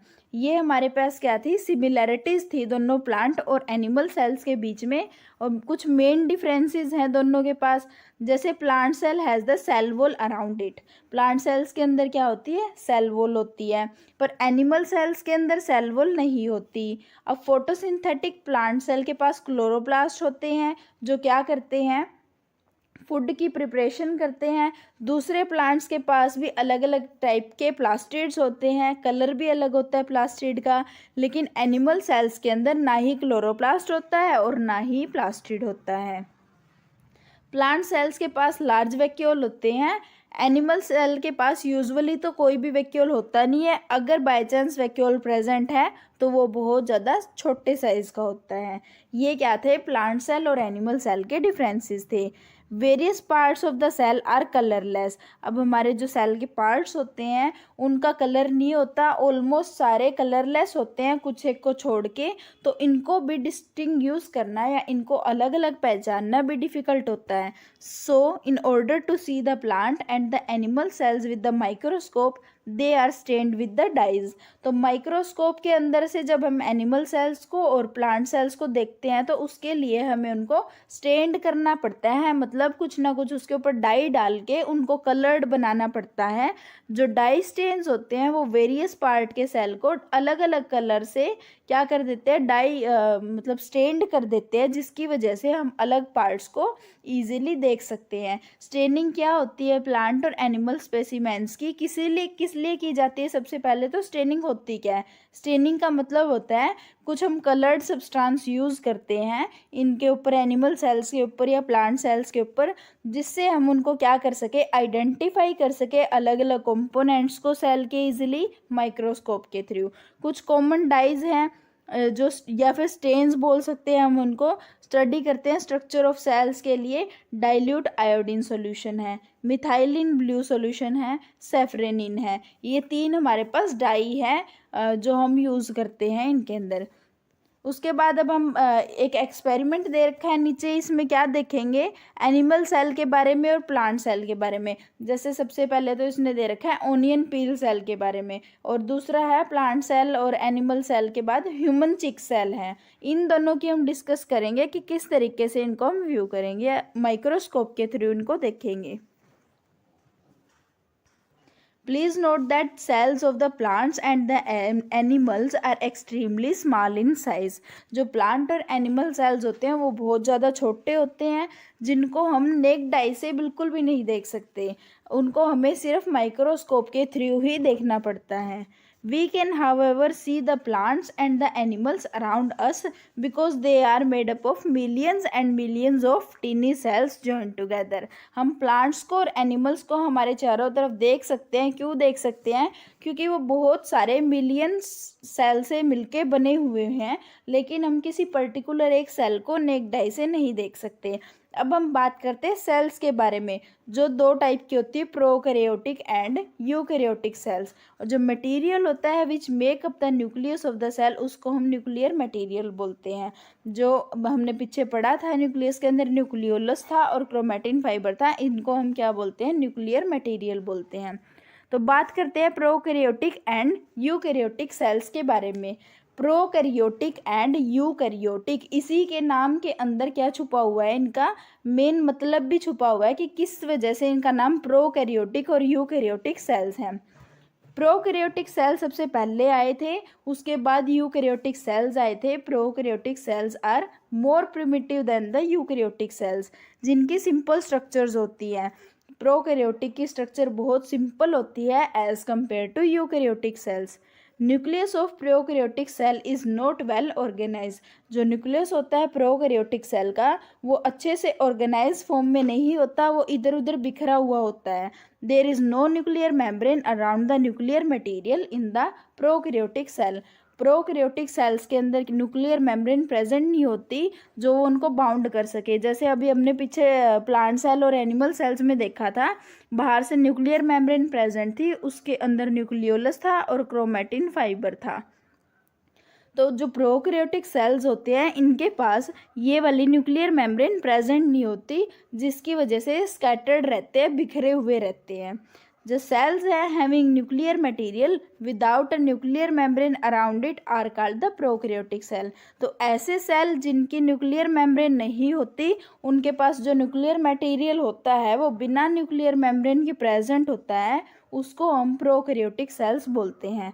जो न्यूक्लियर मटेरियल है प्रोकैरियोटिक सेल्स के अंदर वो डायरेक्ट कांटेक्ट में होता है साइटोप्लाज्म के, क्योंकि उनके बीच में कोई भी लेयर प्रेजेंट नहीं होती। प्रोकैरियोटिक सेल्स का कोई रियल न्यूक्लियस भी नहीं होता, इसको हम रियल न्यूक्लियस नहीं मानते। जो ऑर्गेनिज्म होते हैं प्रोकैरियोटिक सेल्स के उनको हम प्रोकैरियोट्स बोलते हैं। प्रो का मतलब क्या होता है प्रिमिटिव, एंड कैरियोन का मतलब क्या होता है न्यूक्लियस, जो पहले का न्यूक्लियस प्रेजेंट था या स्टार्टिंग में जो प्रोकैरियोट्स आए थे वो। All the prokaryotes are simple unicellular organisms. जितने भी प्रोकैरियोट्स होते हैं वो सिंपल और यूनिसेलुलर होते हैं। यूनिसेलुलर का मतलब सिंगल सेल प्रेजेंट होता है। तो जो सिंपल यूनिसेलुलर ऑर्गेनिज्म होते हैं जिन whose cells do not possess a nucleus bound by a nuclear membrane are called the prokaryotes. तो ऐसे यूनिसेलुलर ऑर्गेनिजम्स जिनके पास सिर्फ एक ही सेल प्रेजेंट है, वो सेल्स जिनके पास न्यूक्लियस बाउंड मटेरियल भी प्रेजेंट नहीं है न्यूक्लियर मेम्ब्रेन के साथ, उनको हम क्या बोलते हैं प्रोकैरियोट्स बोलते हैं। प्रोकैरियोट्स का रियल न्यूक्लियस नहीं होता सेल्स के अंदर। Prokaryotes are relatively simple organism. ये बहुत ही सिंपल ऑर्गेनिज्म होते हैं अगर हम यूकैरियोटिक सेल्स के साथ में अगर इनको कंपेयर करें। एग्जाम्पल इसका क्या है, बैक्टीरिया है, ब्लू ग्रीन एल्गी है, ये दोनों प्रोकैरियोटिक्स हैं। बैक्टीरियम एक ऐसा प्रोकैरियोट है क्योंकि इसके पास क्या है रियल न्यूक्लियस प्रेजेंट नहीं है, न्यूक्लियर मेम्ब्रेन प्रेजेंट नहीं है। Nuclear material in the bacterium cell is in direct contact with the cytoplasm. Nuclear material bacterium cell के साथ डायरेक्ट कंटैक्ट में होता है साइटोप्लाज्म के। तो जो न्यूक्लियस होता है बैक्टीरियम सेल का वो वेल ऑर्गेनाइज नहीं होता, जैसे मल्टी सेलुलर ऑर्गेनिजम्स के अंदर वेल ऑर्गेनाइज होता है। एनिमल सेल्स हैं, प्लांट सेल्स हैं, उनके अंदर अच्छे से वेल ऑर्गेनाइज फॉर्म में था, इस तरीके से बैक्टीरियम के अंदर वो प्रेजेंट नहीं होता। Prokaryotes probably first living thing थी जिस टाइम पे अर्थ इवोल्व हुई थी उस टाइम पे। अब यहाँ पे हमारे दो फिगर में शो भी कर रखे हैं प्रोकैरियोटिक और यूकैरियोटिक सेल्स हैं। प्रोकैरियोटिक सेल के अंदर जो यहाँ जो न्यूक्लियर मटेरियल है ये स्कैटर फॉर्म में प्रेजेंट है, कहीं पे एक जगह पे इकट्ठा नहीं है, पूरे सेल के अंदर फैला हुआ है। तो यहाँ पे कोई रियल न्यूक्लियस प्रेजेंट नहीं है। और जो इस साइड है यूकैरियोटिक सेल अमीबा सेल है, यहाँ पे रियल न्यूक्लियस प्रेजेंट है क्योंकि यहाँ पे क्या है एक न्यूक्लियर मेम्ब्रेन है जो न्यूक्लियर मटेरियल को बाउंड करके रखती है। तो इसी वजह से इसको हम क्या बोलते हैं यूकैरियोटिक सेल बोलते हैं। प्रोकैरियोटिक का मतलब क्या होता है फॉल्स न्यूक्लियस, एंड यूकैरियोटिक का मतलब क्या होता है ट्रू न्यूक्लियस, जिसके अंदर ट्रू न्यूक्लियस प्रेजेंट हो। अब ये तो थी प्रोकैरियोटिक के बारे में। अब यूकैरियोटिक की बात करें तो ऐसे सेल्स जिनके पास न्यूक्लियर मटेरियल एनक्लोज होता है न्यूक्लियर मेम्ब्रेन के अंदर, उसको हम क्या बोलते हैं यूकैरियोटिक सेल बोलते हैं। यूकैरियोटिक सेल का प्रॉपर और वेल ऑर्गेनाइज न्यूक्लियस होता है। जो न्यूक्लियर मटेरियल होता है यूकैरियोटिक सेल्स के अंदर वो डायरेक्ट कंटैक्ट में साइटोप्लाज्म के साथ नहीं होता, क्योंकि इन दोनों को कौन सेपरेट कर देता है, एक बीच में न्यूक्लियर मेम्ब्रेन सेपरेट कर देती है। यूकैरियोटिक सेल ज़्यादा एडवांस्ड होते हैं प्रोकैरियोटिक सेल से, प्रोकैरियोटिक सेल्स सिंपल होते हैं। अमीबा सेल है जैसे एग्जांपल, ये एक यूकैरियोटिक सेल है क्योंकि इसके पास एक प्रॉपर न्यूक्लियस प्रेजेंट है जो न्यूक्लियर मेम्ब्रेन से बाउंड है। ओनियन पील सेल्स हैं और चिक सेल्स हैं, ये दोनों भी हमारी क्या है, यूकैरियोटिक सेल्स हैं। एक प्लांट सेल है और एक क्या है, एनिमल सेल है। जो ऑर्गेनिज्म है वो यूकैरियोटिक सेल्स के बने हुए होते हैं, उनको हम क्या बोलते हैं, यूकैरियोट्स बोलते हैं। यू का मतलब क्या होता है, ट्रू, और कैरियोन का मतलब क्या होता है, न्यूक्लियस, मतलब जहाँ पे ट्रू न्यूक्लियस प्रेजेंट हो। दूसरे शब्दों में हम क्या बोल सकते हैं, ऐसे ऑर्गेनिजम्स जिनके सेल न्यूक्लियस बाउंड हो न्यूक्लियर मेम्ब्रेन से, उनको हम क्या बोलते हैं, यूकैरियोट्स बोलते हैं। जितने भी ऑर्गेनिजम्स होंगे बैक्टीरिया और ब्लू ग्रीन एल्गी को छोड़ के, वो यूकैरियोट्स होते हैं। एग्जाम्पल क्या है, जैसे प्लांट्स हैं, एनिमल्स हैं, फंजाई है, प्रोटोजोआ है, ये सारे क्या होते हैं, यूकैरियोट्स होते हैं। अमीबा एक ऐसा यूकैरियोट है, क्योंकि इसके पास क्या है, वही सेम लाइनें रिपीट कर रखी हैं यहाँ कि अमीबा भी एक यूकैरियोट है जिसके अंदर न्यूक्लियस होता है जो बाउंड होते हैं न्यूक्लियर मेम्ब्रेन से।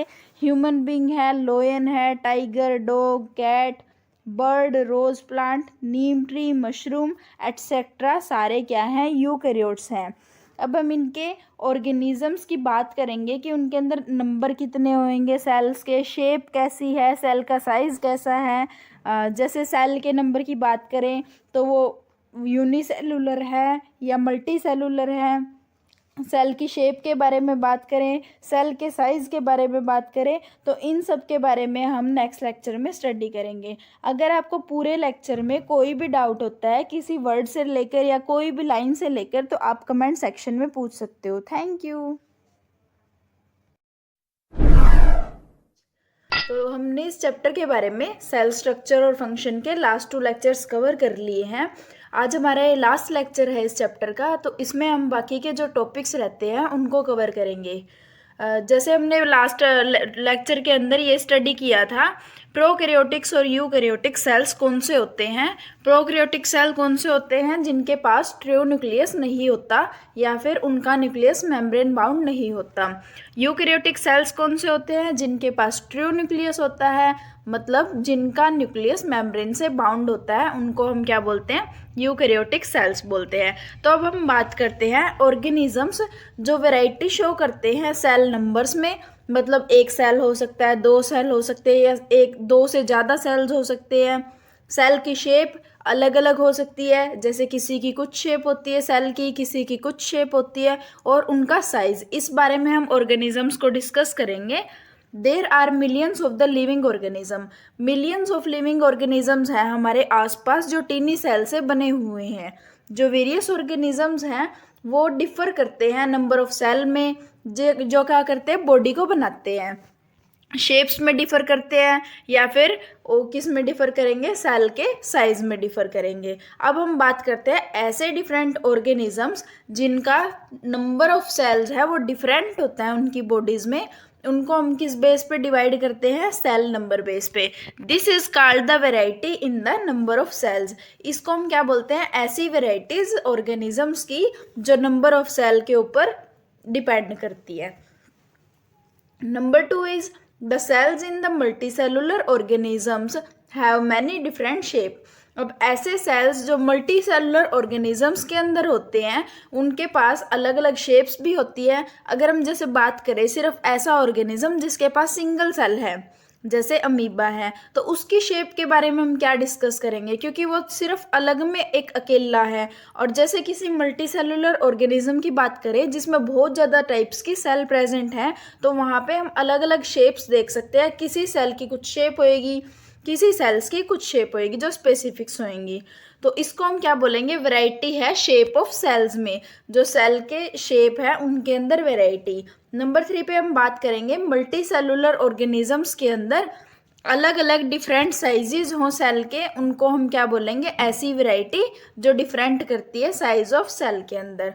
अब हम डिस्क्राइब करते हैं variety in the number of the cell, shape of cell and size of cell. 3 तरीके से हम इसकी वैरायटी को डिवाइड कर सकते हैं ऑर्गेनिज्म में।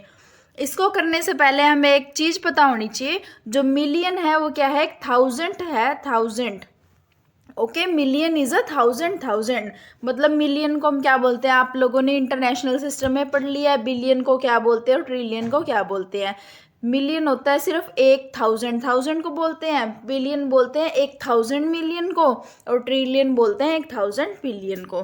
तो अब हम बात करते हैं सबसे पहले variety in number of cells. Number of cells में variety. All the living organisms are made up of cells. आप लोगों को पता है जितने भी लिविंग ऑर्गेनिजम्स हैं वो सारे हमारे सेल्स के बने हुए होते हैं, पर जो नंबर ऑफ सेल्स होती है वो वेरीज करती है ऑर्गेनिज्म टू ऑर्गेनिज्म। हर ऑर्गेनिज्म के अंदर अलग अलग सेल्स प्रेजेंट होती हैं। कुछ ऑर्गेनिजम्स हैं, जैसे हम प्लांट्स और एनिमल्स की बात करें तो उनके अंदर कुछ ऐसे ऑर्गेनिज्म हैं जो सिर्फ और सिर्फ वन सेल के बने हुए होते हैं, जिनको हम क्या बोलते हैं, single celled organisms. While other organisms are made up of the large number of cells. लेकिन कुछ ऐसे ऑर्गेनिजम्स होते हैं जो लार्ज नंबर ऑफ सेल से मिलके बने हुए होते हैं। इसी को तो हम क्या बोलते हैं, variety in the number of sales.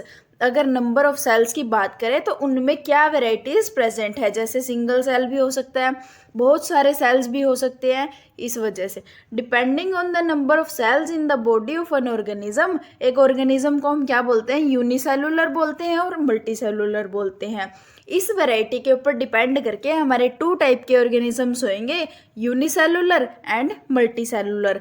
Unicellular, uni का मतलब क्या होता है, सिर्फ वन, और सेलुलर का मतलब जो सेल से मिलके बना हो, सेल्स। मल्टी का मतलब बहुत सारे, और सेलुलर मतलब सेल्स।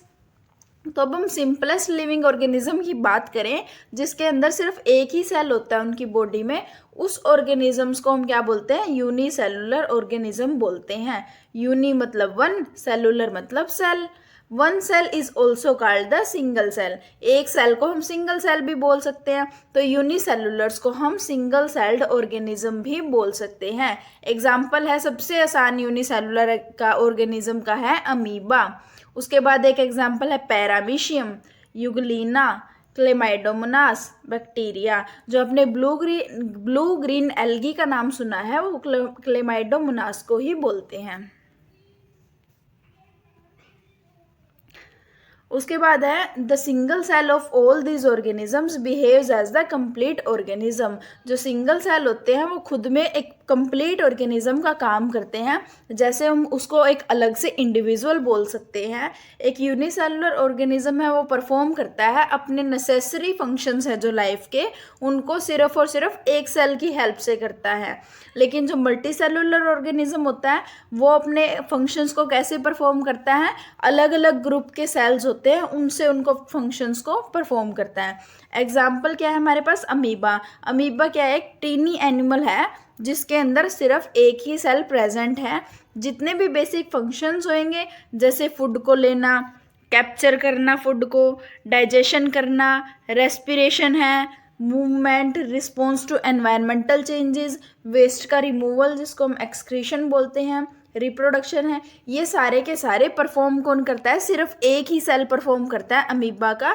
जितने भी सिमिलर फंक्शंस होते हैं मल्टी सेलुलर ऑर्गेनिजम्स के अंदर, वो अलग अलग ऑर्गन्स परफॉर्म करते हैं जो बहुत सारे डिफरेंट टाइप ऑफ सेल से मिलके बने होते हैं। अब जैसे ऑर्गेनिजम्स हैं, ये थे हमारे यूनिसेलुलर। अब हम बात करते हैं मल्टी सेलुलर ऑर्गेनिजम्स की। तो ऐसे ऑर्गेनिजम्स जिनके अंदर एक से ज़्यादा सेल्स प्रेजेंट होते हैं उनको हम क्या बोलते हैं, मल्टी सेलुलर ऑर्गेनिजम्स। मल्टी का मतलब मैनी एंड सेलुलर का मतलब सेल्स। अब साइज के ऊपर डिपेंड करके कोई भी ऑर्गेनिज्म है वो छोटा भी हो सकता है, बड़ा भी हो सकता है, तो उसके साइज पे डिपेंड करके मल्टी सेलुलर ऑर्गेनिजम्स हैं वो मिलियंस, बिलियंस या ट्रिलियंस बहुत सारी सेल्स को ज्वाइन करके बना सकते हैं।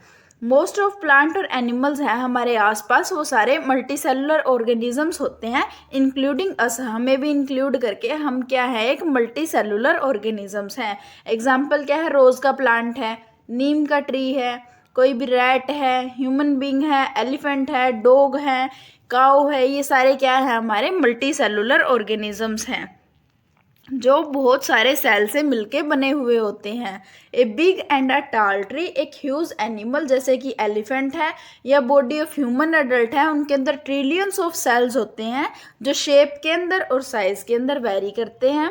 डिफरेंट ग्रुप्स हैं सेल्स के, वो अलग अलग फंक्शन को परफॉर्म करते हैं।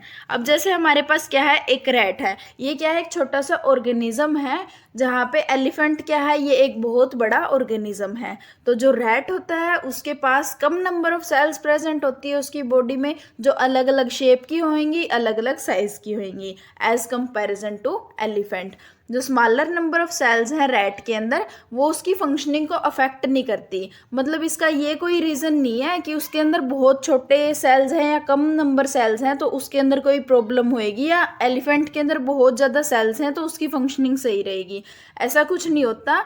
जो नंबर ऑफ सेल्स हैं अगर लेस होंगे तो वो ऑर्गेनिज्म स्मॉल होएगा, और इसके अंदर कोई भी अफेक्ट नहीं होती फंक्शनिंग के अंदर स्मॉल ऑर्गेनिजम्स में। In fact even an organism made of million billion और the trillion of cell begin its life as a single cell, जिसको हम क्या बोलते हैं, फर्टिलाइज्ड एग सेल। अब जितने भी बड़े ऑर्गेनिजम्स होते हैं, जैसे मल्टी सेलुलर ऑर्गेनिजम्स की हम बात करें, एलिफेंट की, ट्री की, ह्यूमन की, इन सब में क्या होता है कि इन सब की लाइफ भी एक सिंगल सेल से बिगिन होती है, जिसको हम क्या बोलते हैं, एक फर्टिलाइज्ड एग बोलते हैं, जायगोट बोलते हैं। वो क्या करता है, जैसे सिंगल सेल होती है, उसके बाद वो 2 में डिफरेंशिएट होता है, 2 से फिर 4, 4 से 6, 6 से 8, इस तरीके से आगे सेल्स डिवाइड होती जाती है और फिर जाके वो मल्टी सेलुलर ऑर्गेनिज्म बनता है। तो सबसे पहले वो सिंगल सेल के तरीके से ही अपनी लाइफ को स्टार्ट करता है, डिवाइड करके और मल्टीप्लाई करके ऑर्गेनिज्म बनाता है। अब हम बात करते हैं, ये थी हमारे पास सेल नंबर में वैरायटी, जो 2 टाइप से थी, है यूनिसेलुलर थी और दूसरी हमारे पास क्या थी, मल्टी सेलुलर थी। ओके अब हम सेकेंड पॉइंट की बात करते हैं, variety in the shape of cells. जो सेल की शेप होती है उसके अंदर वेराइटीज हैं। अब ये वैरायटी है यूनिसेलुलर ऑर्गेनिजम्स के अंदर तो बिल्कुल भी नहीं पाई जाएगी। क्यों नहीं पाई जाएगी? क्योंकि यूनिसेलुलर ऑर्गेनिज्म सिर्फ एक सिंगल सेल है, तो उनको हम कंपेयर कैसे करेंगे, इसकी शेप ऐसी है या इसकी शेप ऐसी है। तो अब हम मल्टी सेलुलर ऑर्गेनिजम्स के अंदर ये वैरायटी देखने को मिलती है। There are many type of cells in the bodies of multicellular organisms. These cell differ in shape. ये सेल क्या करते हैं, डिफर करते हैं शेप्स के अंदर। एग्जाम्पल है जैसे नर्व सेल की शेप है, यहाँ हमारे पास फिगर के अंदर शो कर रखा है। जो हमारे एनिमल सेल्स होते हैं, नर्व सेल्स होते हैं, उनकी शेप कुछ इस तरीके से होती है। जो मसल सेल होती है वो ऐसी होती है। एपिथेलियल सेल जो हमारी स्किन के नीचे प्रेजेंट होती है या कहीं भी लेयर बनाती है, अंदर की स्टमक की लेयर होती है, इंटेस्टाइन की लेयर होती है, उन जगह पे एपिथेलियल सेल्स होती है। चिक सेल भी बोल सकते हैं हम, जहाँ पे चिक के अंदर प्रेजेंट होती है। इन तीनों की शेप आपस में अलग अलग हैं। तो इस तरीके से जो ह्यूमन की अलग अलग स्पेसिफिक सेल्स या ऑर्गन्स होते हैं, उनके अंदर अलग अलग सेल्स प्रेजेंट होती है। नर्व सेल लंबी होती है, ब्रांच्ड होती है, जिसके पास थ्रेड लाइक प्रोजेक्शंस होते हैं। जैसे यहाँ ये शो कर रखी है, थ्रेड लाइक इस तरीके से प्रोजेक्शंस होते हैं। लेकिन जो मसल सेल्स होती है वो दोनों साइड से पॉइंटेड होती है, बोथ हैंड से, और एक स्पिंडल शेप की होती है। और इस वजह से एक नर्व सेल लुक करती है very different from the muscle cell. Different shapes होती है सेल्स की, वो रिलेटेड होती है इनके फंक्शंस से। उनकी जो शेप होती है वही, उसमें फंक्शन भी छुपा होता है उनका, उसी कारण वो क्या होती है, उस शेप की होती हैं जब ये परफॉर्म करते हैं अपने बॉडी ऑफ एनिमल में। For example nerve cell receive करेगी और ट्रांसमिट करेगी मैसेज को ब्रेन और अदर बॉडी पार्ट्स के बीच में, जहाँ पे लेकिन जो मसल सेल्स होती हैं वो मूवमेंट का काम करती है। तो नर्व सेल्स और muscle cells actually specialise animal cells हैं, क्योंकि ये स्पेसिफिक फंक्शंस को परफॉर्म करती हैं एनिमल्स के अंदर। तो इन वजह से इनकी शेप भी अलग होती है। कुछ फर्दर और दे रखी है इन्होंने, स्पेशलाइज सेल्स हैं, जैसे रेड ब्लड सेल्स हैं, white blood cells, bone cell, cartilage cell, epidermal cell. ये जो ऊपर वाली थी ये सारी एनिमल सेल है, और अब ये नीचे वाली हम बात करें प्लांट सेल के बारे में। एपिडर्मल सेल्स होती हैं, जाइलम सेल होती है, फ्लोएम सेल होती है, और फोटोसिंथेटिक सेल्स होती है, जिनको हम मेसोफिल सेल्स भी बोलते हैं। कुछ स्पेशलाइज एनिमल सेल्स और प्लांट सेल्स यहाँ फिगर के अंदर शो कर रखे हैं। How different their shapes are, कितनी डिफरेंट शेप्स हैं इन सब की। जो सेल्स होते हैं वो शेप और साइज में डिफरेंट करते हैं, तो वो परफॉर्म करेंगे डिफरेंट फंक्शंस। अब हमें पता है अगर कोई भी चीज़ की शेप अलग है और उसका सेल का साइज अलग है, तो वो क्या होएगा, यहाँ पे फंक्शन भी डिफरेंट परफॉर्म करेगा। We see that the cells are specialised. तो इसीलिए सेल्स को हम क्या बोल सकते हैं, ये स्पेशलाइज्ड सेल्स है, मतलब इनका खुद का अलग अलग फंक्शंस हैं। जितनी भी सेल्स होती है फिगर के अंदर शो कर रखी है इन्होंने यहाँ पे, वो सारी की सारी स्पेशलाइज्ड सेल्स हैं, सबका अपना अलग अलग एक फंक्शन है। Each one of these cells is adapted to perform some specific function. For example, कुछ सेल्स होती है वो प्रोटेक्ट करती है बॉडी पार्ट्स को, कुछ सेल्स होती है वो हेल्प करती है मूव करने में बॉडी पार्ट्स को, सम सेल्स होती है जो वो हेल्प करेंगी मैसेज को सेंड करने में ब्रेन से बॉडी पार्ट, जिनको हम क्या बोल रहे हैं, नर्व सेल्स बोल रहे हैं, एंड सो ऑन। इसी तरीके से तो ह्यूमन बॉडी है वो 20 डिफरेंट टाइप ऑफ सेल से मिलके बनी हुई होती है, और हर एक टाइप होता है जो सेल का, उनका अलग अलग फंक्शन होता है। कुछ एक सेल्स बता रही हूँ उनके अंदर, जैसे नर्व सेल है, मसल सेल है, epithelial cell, red blood cell, white blood cells, bone cell और कार्टिलेज सेल। तो इस तरीके से कुछ अलग अलग डिफरेंट टाइप की सेल्स प्रेजेंट हैं। जो शेप होती है सेल की वो फंक्शनिंग के अंदर भी हेल्प करती है, उसका भी रोल होता है फंक्शनिंग के अंदर। एग्जाम्पल क्या है, जैसे नर्व सेल है वो लॉन्ग होती है और एक वायर लाइक प्रोजेक्शंस होती हैं उनकी बाहर, जो मैंने आपको पीछे डायग्राम में दिखाया है, वायर लाइक जो प्रोजेक्शंस है, रूट्स टाइप्स हैं, तो वो लार्ज लेंथ है नर्व सेल की, उससे क्या होता है, मैसेज कैरी होता है लॉन्ग डिस्टेंस तक बॉडी के अंदर। और जो वायर लाइक प्रोजेक्शंस होती है नर्व सेल के अंदर, ये क्या करती है, कॉन्टैक्ट्स बनाती है दूसरी नर्व सेल्स के अंदर। जैसे यहाँ हमारी ये एक नर्व सेल है, उसके बाद हमारी नेक्स्ट नर्व सेल है, तो इनके अंदर जो ये प्रोजेक्शंस होते हैं, हमारे वायर लाइक प्रोजेक्शंस होते हैं, ये क्या करते हैं, दो नर्व सेल्स को आपस में कनेक्ट करते हैं, कनेक्शन का काम करते हैं, जो क्या करता है, मैसेज को सेंड करता है ब्रेन से लेके दूसरे पार्ट ऑफ बॉडी में। तो जो नर्व सेल्स होती है वो लॉन्ग होती है और उनके पास प्रोजेक्शंस होती हैं, so that they can make the contacts with the another nerve cells and carry the message over the long distance, जैसे ब्रेन से दूसरे बॉडी पार्ट्स तक मैसेज पहुंचाते हैं। And we see that the nerve cells are specially adapted to transmit the messages. तो इसी वजह से नर्व सेल्स है वो स्पेशली सिर्फ किस चीज़ के लिए होती है, मैसेज को ट्रांसमिट करने के लिए होती हैं। Since the nerve cell receive and transfer the message, they help to control and coordinate the working of different parts of the body. Let us take the example of muscle cells now. अब हम muscle cells के बारे में बात करते हैं कि उनका फंक्शन किस तरीके से सेल शेप के ऊपर डिपेंड करता है। मसल सेल्स स्पेशली किस लिए अडेप्ट की जाती है, मूवमेंट के लिए अडेप्टेड होती हैं। ये किस तरीके से इनकी मूवमेंट होती है, जो मसल सेल्स हैं उनके पास स्पेशल प्रॉपर्टी होती है जिससे वो क्या कर हो सकती है, कॉन्ट्रैक्ट हो सकती है और रिलैक्स हो सकती है। जब मसल सेल्स हैं वो कॉन्ट्रैक्ट होएंगी तो वो शॉर्टन हो जाएंगी लेंथ में। जैसे हमारे पास मसल सेल्स की इस तरीके से कुछ स्ट्रक्चर है, तो यहाँ पे क्या होएगा, जब ये कॉन्ट्रैक्ट होएंगी तो इनकी शेप क्या होती है, यहाँ से मतलब कुछ छोटी हो जाती है।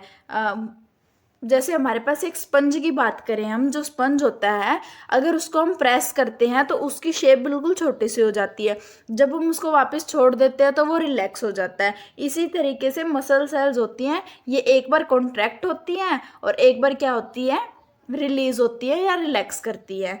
तो इनमें अगर जब कंट्रैक्शन होता है तो इनकी लेंथ क्या हो जाती है, शॉर्टन हो जाती है। तो जो कंट्रैक्शन होता है मसल सेल्स का वो क्या करता है, बॉडी पार्ट को मूव करवाता है। अब and when these contracted muscle cells relax करती है तो वो क्या कर जाते हैं, एक्सपेंड कर जाती है, मतलब उनकी लेंथ में वापस आ जाते हैं, इंक्रीज कर जाते हैं लेंथ में, जिससे बॉडी पार्ट है वो उसकी ओरिजिनल पोजीशन के अंदर आ जाता है। तो muscle cells bring about the movement of body parts bye contracting and relaxing. तो इस तरीके से मूवमेंट होती है मसल सेल्स की, कॉन्ट्रैक्टिंग एंड रिलैक्सिंग से। एपिथेलियल सेल्स की बात करें, वो क्या होती है, रेक्टेंगुलर होती है शेप में। जैसे हम एग्जांपल ले लेते हैं, चिक के अंदर जो चिक सेल्स होती है उनको हम एपिथेलियल सेल्स बोलते हैं। ये कैसी होती है, शेप में रेक्टेंगुलर होती है। जो एपिथेलियल सेल्स होती है ये एक थिन लेयर बनाती है बॉडी पार्ट्स की, जैसे मैंने आपको ऊपर भी बताया था, स्टमक की लाइनिंग में भी हो सकती है, इंटेस्टिनल में भी हो सकती है, और उसके बाद स्किन के अंदर भी हो सकती है एपिथेलियल सेल्स। तो ये क्या करती है, एक थिन लेयर बनाती है बॉडी पार्ट्स के ऊपर से, जो प्रोटेक्ट करता है सेल को इंजरी से। रेड ब्लड सेल्स होती है, ये स्फेरिकल होती है शेप में। रेड ब्लड सेल्स का काम क्या होता है, ऑक्सीजन को कैरी करना होता है पूरी बॉडी के अराउंड। वाइट ब्लड सेल्स होती हैं, ये हमेशा इरेगुलर शेप्स की होती है, इनकी कोई प्रॉपर शेप नहीं होती। वाइट ब्लड सेल्स है, ये ईट करती है या फिर क्या कर देती है, बैक्टीरियाज को किल कर देती है जो एंटर करते हैं ब्लड के अंदर, ताकि बहुत सारी डिजीज से हमें सेव कर सकें। अब हम मोर इसके बारे में, जैसे अलग अलग सेल्स के बारे में, उनकी स्ट्रक्चर्स क्या है, इनके बारे में हम नेक्स्ट क्लास के अंदर हायर क्लासेस में स्टडी करेंगे। तो अब हम प्लांट सेल्स के बारे में भी देख ले। जैसे हमने अभी एनिमल सेल्स के फंक्शंस और उनके डिफरेंट शेप साइज देखे हैं, तो इसी तरीके से हम प्लांट सेल्स की बात करते हैं। प्लांट सेल्स हैं जैसे ऊपर दिखाई थी फिगर के अंदर, epidermal cell, xylem cell, phloem cell, photosynthetic cell. सारी सेल्स अलग अलग फंक्शन परफॉर्म करती है और सबकी अलग अलग शेप्स होती हैं। एपिडर्मल सेल क्या बनाती है, एक लेयर बनाती है प्लांट ऑर्गन्स के बाहर से, उनको प्रोटेक्ट करती है इंजरी से। जाइलम सेल्स होती है वो ट्यूब लाइक होती है, प्लांट सेल्स होती है जो थिक होती है, स्ट्रॉन्ग होती है, और क्या बनाती है, एक वॉल बनाती है जो कैरी करते हैं वाटर और मिनरल साल्ट्स को रूट से लेके प्लांट्स की लीव्स तक, पूरे कंप्लीट प्लांट तक। जो फ्लोएम सेल्स होती है ये भी ट्यूब लाइक प्लांट सेल्स होती हैं, पर इनकी वॉल क्या होती है, थिन होती है, पतली वॉल होती है इनकी as compare to xylem cells, जो किसको कैरी करती है, फूड को कैरी करती है। जो हमारी फ्लोएम सेल्स होती है वो फूड को कैरी करती है, और जो हमारी जाइलम सेल्स होती है वो वाटर और मिनरल्स को कैरी करती है प्लांट के अदर पार्ट्स तक। अब जो फोटोसिंथेटिक सेल्स होती है प्लांट की, उनके अंदर क्या होता है, क्लोरोफिल प्रेजेंट होता है। क्लोरोफिल क्या करता है, फोटोसिंथेसिस की हेल्प से फूड को प्रिपेयर करता है। तो जो मेसोफिल सेल्स होती है लीफ की, वो फोटोसिंथेटिक प्लांट सेल्स होती हैं, मतलब जिनके अंदर फोटोसिंथेटिक सेल्स प्रेजेंट होती हैं। ऐसे सेल्स जो लीफ के अंदर होते हैं प्लांट के, वो स्पेशली अडेप्टेड होते हैं फूड के लिए, जिनके अंदर क्लोरोफिल प्रेजेंट होता है। अब जितने भी सेल्स होते हैं वो डिफरेंट शेप्स के होते हैं। हमने ऊपर जितने भी सेल डिस्कस किए हैं अब तक, प्लांट के केस में, एनिमल के केस में, सबकी क्या थी, अलग अलग शेप थी जो बॉडीज के अंदर प्रेजेंट थे। ये कैपेबल नहीं होते इंडिपेंडेंट एग्जिस्टेंस के। जैसे अगर हम सिर्फ रेड ब्लड सेल्स की बात करें तो ये इनका इंडिपेंडेंट एग्जिस्टेंस नहीं होता, मतलब ये सर्वाइव नहीं कर सकते। अब ये कंप्लीट, जैसे अमीबा की बात करें, अमीबा सिंगल सेल होता है तो वो सरवाइव कर सकता है, कैपेबल होता है उसके खुद के इंडिपेंडेंट एग्जिस्टेंस पे। पर यहाँ जो मल्टी सेलुलर के हमने जितनी भी सेल्स को डिस्कस किया है वो इंडिपेंडेंट नहीं रह सकती, वो उनकी डेथ हो जाती है। जो शेप होती है अमीबा सेल की वो इर्रेगुलर शेप होती है। जो अमीबा सेल्स होते हैं उनकी कोई फिक्स शेप प्रेजेंट नहीं होती है। तो अमीबा सेल है वो चेंज करते रहते हैं अपनी शेप को कॉन्टिन्यूअसली। जो शेप होती है अमीबा की वो चेंज क्यों करती है, क्योंकि जो अमीबा है ना वो अपना साइटोप्लाज्म को फ्लो करवाता है किसी भी डायरेक्शन में, जिस डायरेक्शन में वो चाहता है। जैसे हमारे पास ये अमीबा प्रेजेंट है, अगर इसको उस साइड जाना है ना तो ये क्या करता है, अपना साइटोप्लाज्म को इस तरफ ज़्यादा मूव करवाता है और इस तरीके से आगे के आगे ऐसे मूव करता रहता है। तो अमीबा है अपने साइटोप्लाज्म को फ्लो को मूव करवा के अपनी डायरेक्शन को चेंज करता है। अमीबा सेल के पास फिंगर लाइक प्रोजेक्शन होते हैं, अलग अलग लेंथ के होते हैं, जो बॉडी से बाहर निकले होते हैं उनको हम क्या बोलते हैं, सूडोपोडिया बोलते हैं। सूडो का मतलब क्या होता है, फॉल्स, और पोडिया का मतलब क्या होता है, फीट होता है। मतलब जो उनके झूठे पैर होते हैं वो उस तरीके से हम उनको बोल सकते हैं। अमीबा है वो क्या कर सकता है, प्रोड्यूस कर सकता है सूडोपोडिया को किसी भी साइड में, साइटोप्लाज्म को पुश करके उस साइड में, जिससे क्या होगा, जो सूडोपोडिया है वो अपीयर और डिसअपीयर कर सकते हैं अमीबा को मूव्स और फीड्स। मतलब जिससे अमीबा को वो मूव करवाते हैं या फीड करवाते हैं उनको हम क्या बोल सकते हैं, सूडोपोडिया बोलते हैं। जैसे मैं आपको थोड़ी सी उसकी डायग्राम बना के शो कर देती हूँ। जैसे हमारे पास अमीबा की ये शेप है, तो यहाँ पे इसको क्या दिखा, फूड पार्टिकल दिखा है। तो ये क्या करता है, अपने इस तरीके से साइटोप्लाज्म को मूव करवाता है और अपनी बॉडी को इसको एनगल्फ कर लेता है अंदर की तरफ, इसी तरीके से साइटोप्लाज्म को मूव करवा के। तो अमीबा के जो सूडोपोडियाज होते हैं वो हेल्प करते हैं उसको फीड करवाने में, मूव करवाने में, या फिर उसको अपीयर करवाने में, डिसअपीयर करवाने में। Amoeba also uses the pseudopodia to catch the food particles from the water in which it lives. तो वो क्या करता है, फूड पार्टिकल्स को एनगल्फ कर लेता है। अमीबा दो एडवांटेज, अमीबा की जो शेप होती है वो क्या करती है, 2 एडवांटेजेस होती हैं उसके पास शेप को चेंज करने की।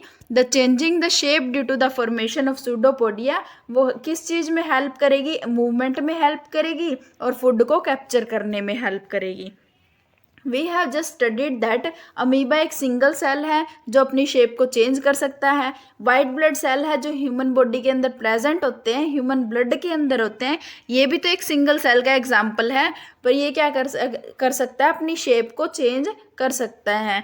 जो डिफरेंस होता है अमीबा सेल के और वाइट ब्लड सेल्स के अंदर, वाइट ब्लड सेल्स की जो शेप होती है वो फिक्स नहीं होती, वो भी इसी तरीके से अलग अलग होती है। दोनों के सेल्स के अंदर डिफरेंस क्या है, जो अमीबा सेल है वो फुल फ्लेज्ड ऑर्गेनिजम्स हैं, मतलब जो उनके अंदर सारे फंक्शन परफॉर्म होते हैं, वो कैपेबल होते हैं अपने इंडिपेंडेंट एग्जिस्टेंस के।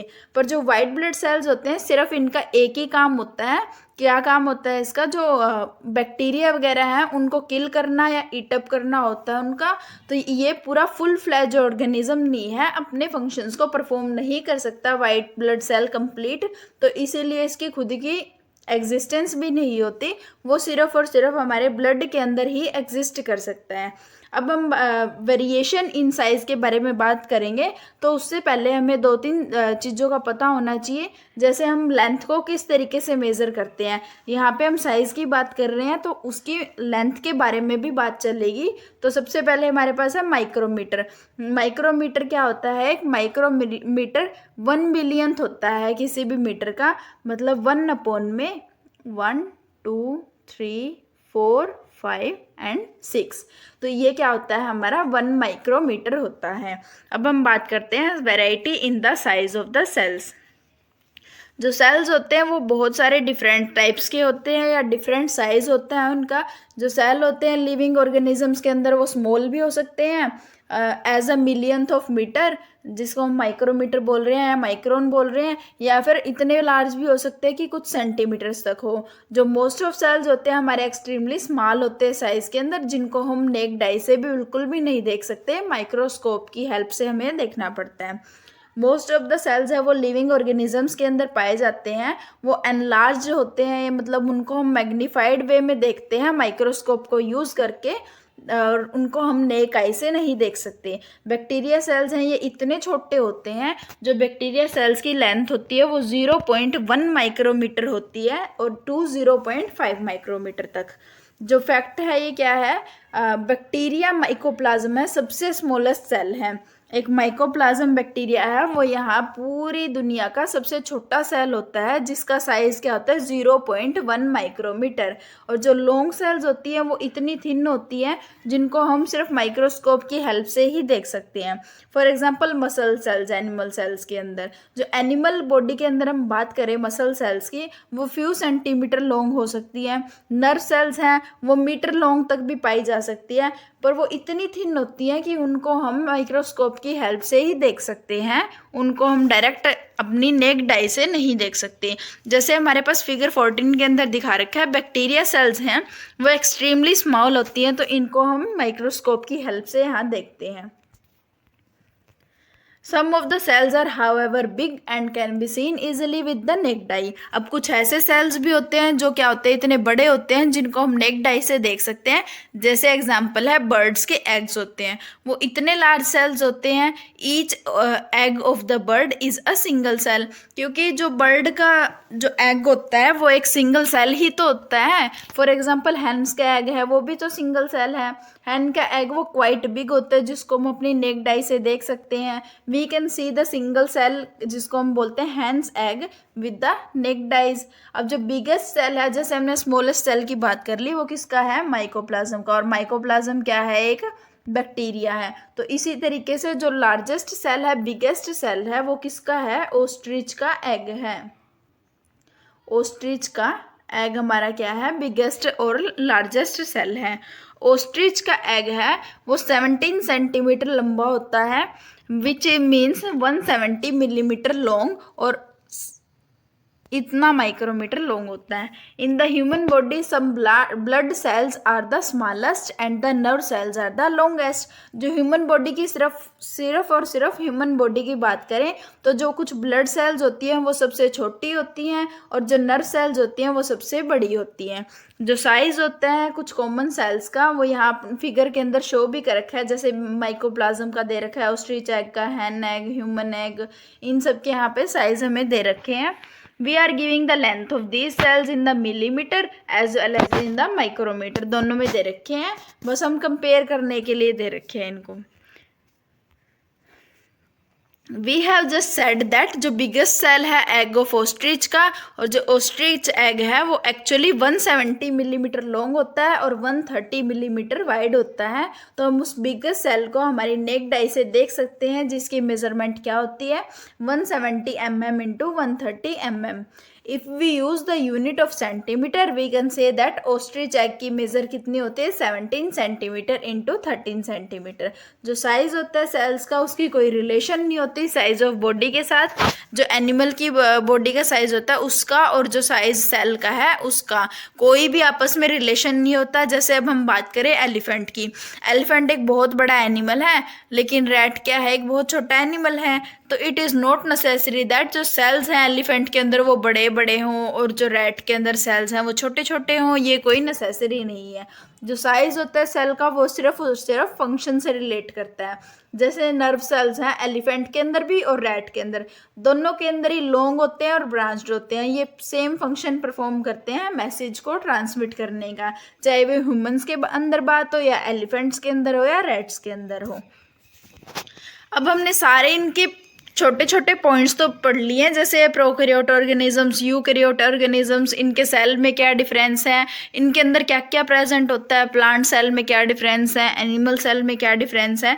तो अब हम इनके पूरे ऑर्गेनिज्म किस तरीके से बनते हैं उसके बारे में बात करते हैं।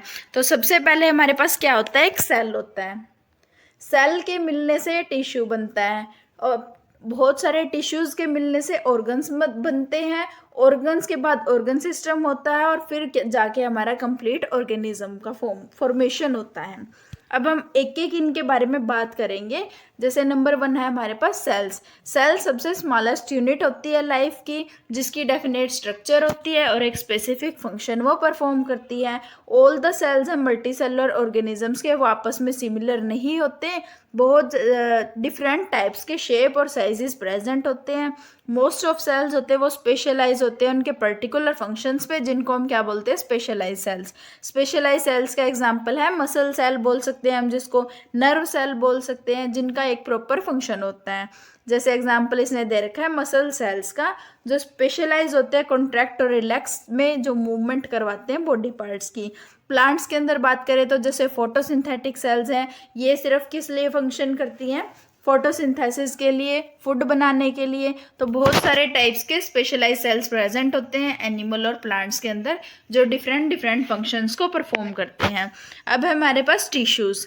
टिश्यूज़ के अंदर क्या होता है, जो मल्टी सेलुलर ऑर्गेनिज्म प्रेजेंट होते हैं हमारे पास, वो मिलियन ऑफ सेल के बने हुए होते हैं। जो सेल्स होते हैं मल्टी सेलुलर ऑर्गेनिजम्स के अंदर, वो एक सिंगल सेल के तरीके से वर्क नहीं कर सकते।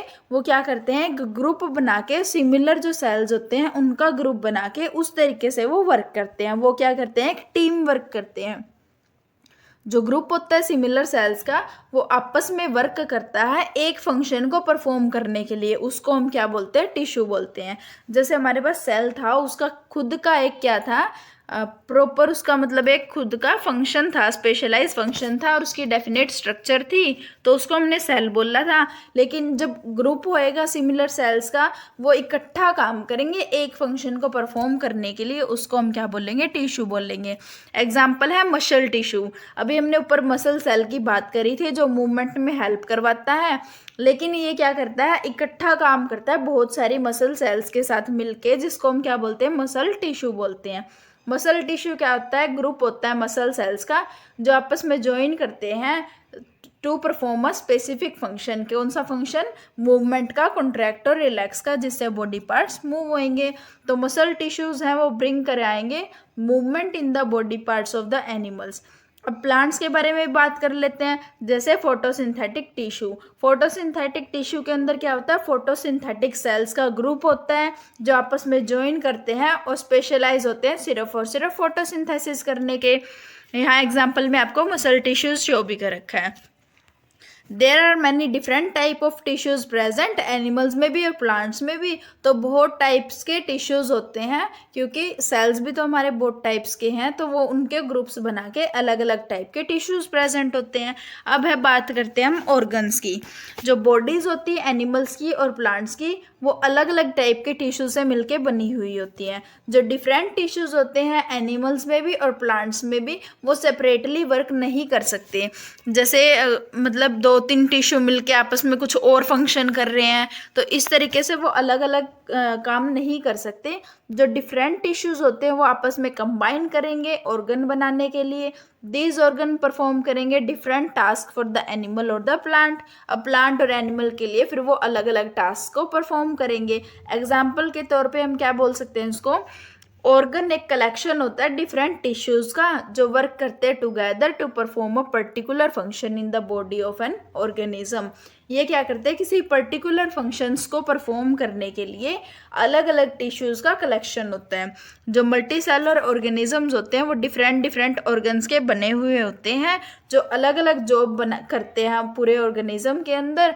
जैसे ऑर्गन्स की अगर हम बात करें एनिमल्स के अंदर जो पाए जाते हैं, हार्ट है, स्टमक है, brain, lungs, kidneys, liver, intestine, mouth, eye, ear, hand, finger, ये सारे क्या है हमारे पास अलग अलग ऑर्गन्स प्रेजेंट हैं। जैसे एग्जांपल में यहाँ दिखा रखे हैं, तो ये जितने भी ऑर्गन्स हैं ये सारे क्या हैं, अलग अलग टाइप के टिश्यू से मिलके बने हुए होते हैं। जैसे हार्ट का फंक्शन क्या होता है, ब्लड को पंप करना पूरी बॉडी के अराउंड। तो जो फंक्शन होता है स्टमक का, फूड को डाइजेस्ट करना। ब्रेन का क्या फंक्शन होता है, पूरे बॉडी पार्ट्स को कंट्रोल करना। जो लंग्स का फंक्शन क्या होता है, ब्रीदिंग का काम होता है। Function of lung is to take in oxygen and give out the carbon dioxide. तो जो बॉडी होती है, अब हम प्लांट के बारे में बात करें, उसके अंदर भी अलग अलग ऑर्गन्स होते हैं। जो वेरियस ऑर्गन्स पाए जाते हैं प्लांट्स के अंदर, जैसे रूट्स हैं, स्टेम, लीव्स, फ्लावर्स, फ्रूट। कुछ प्लांट ऑर्गन्स नीचे फिगर में भी शो कर रखे हैं, सबका अलग अलग पर्टिकुलर फंक्शन होता है। एग्जाम्पल क्या है, जैसे रूट जो वाटर को एब्जॉर्ब करती है, मिनरल है जो डिजोल्व होते हैं वो सोयल के अंदर, उनको एब्जॉर्ब करती है। स्टेम क्या करती है, वाटर, मिनरल्स, फूड इनको कैरी करती है रूट से लेके लीव्स तक।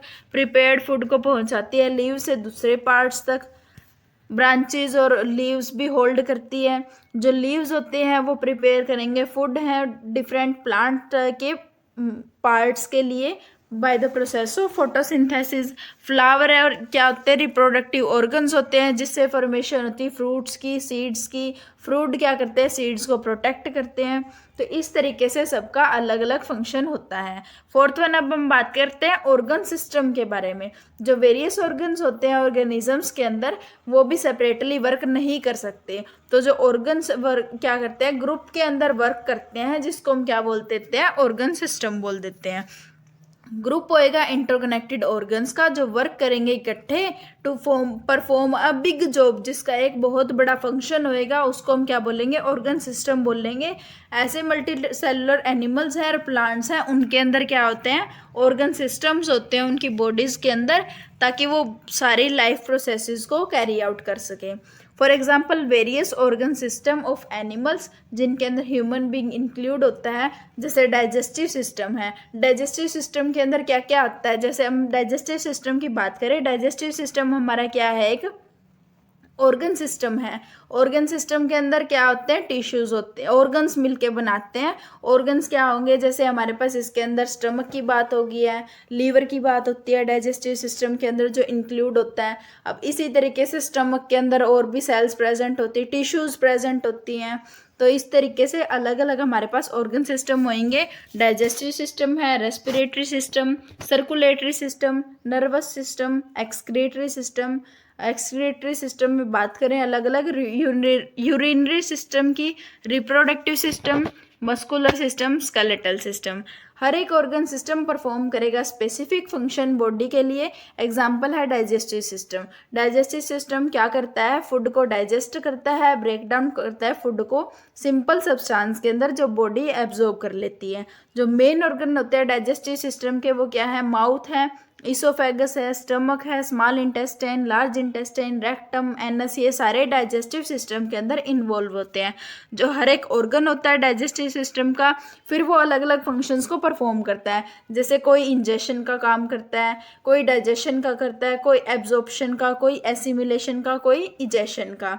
कुछ प्लांट्स होते हैं उनके पास दो मेन ऑर्गन सिस्टम्स होते हैं, मतलब जो हमारे प्लांट्स होते हैं उनके अंदर सिर्फ दो ही मेन ऑर्गन सिस्टम होते हैं, एक रूट सिस्टम होता है और एक शूट सिस्टम होता है।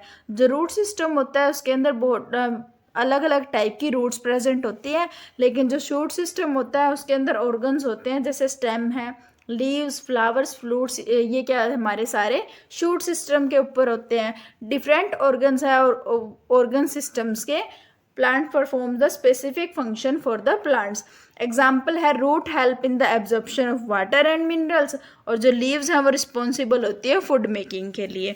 तो इस तरीके से ऑर्गन सिस्टम्स के भी अलग से फंक्शंस होते हैं। अब हम बात करें ऑर्गेनिजम्स की। ऑर्गेनिज्म एक ऐसा एनिमल होता है या फिर एक ऐसा प्लांट होता है जो एग्जिस्ट करता है खुद से, मतलब पूरा एक ऑर्गेनिज्म अलग से एग्जिस्ट कर सकता है।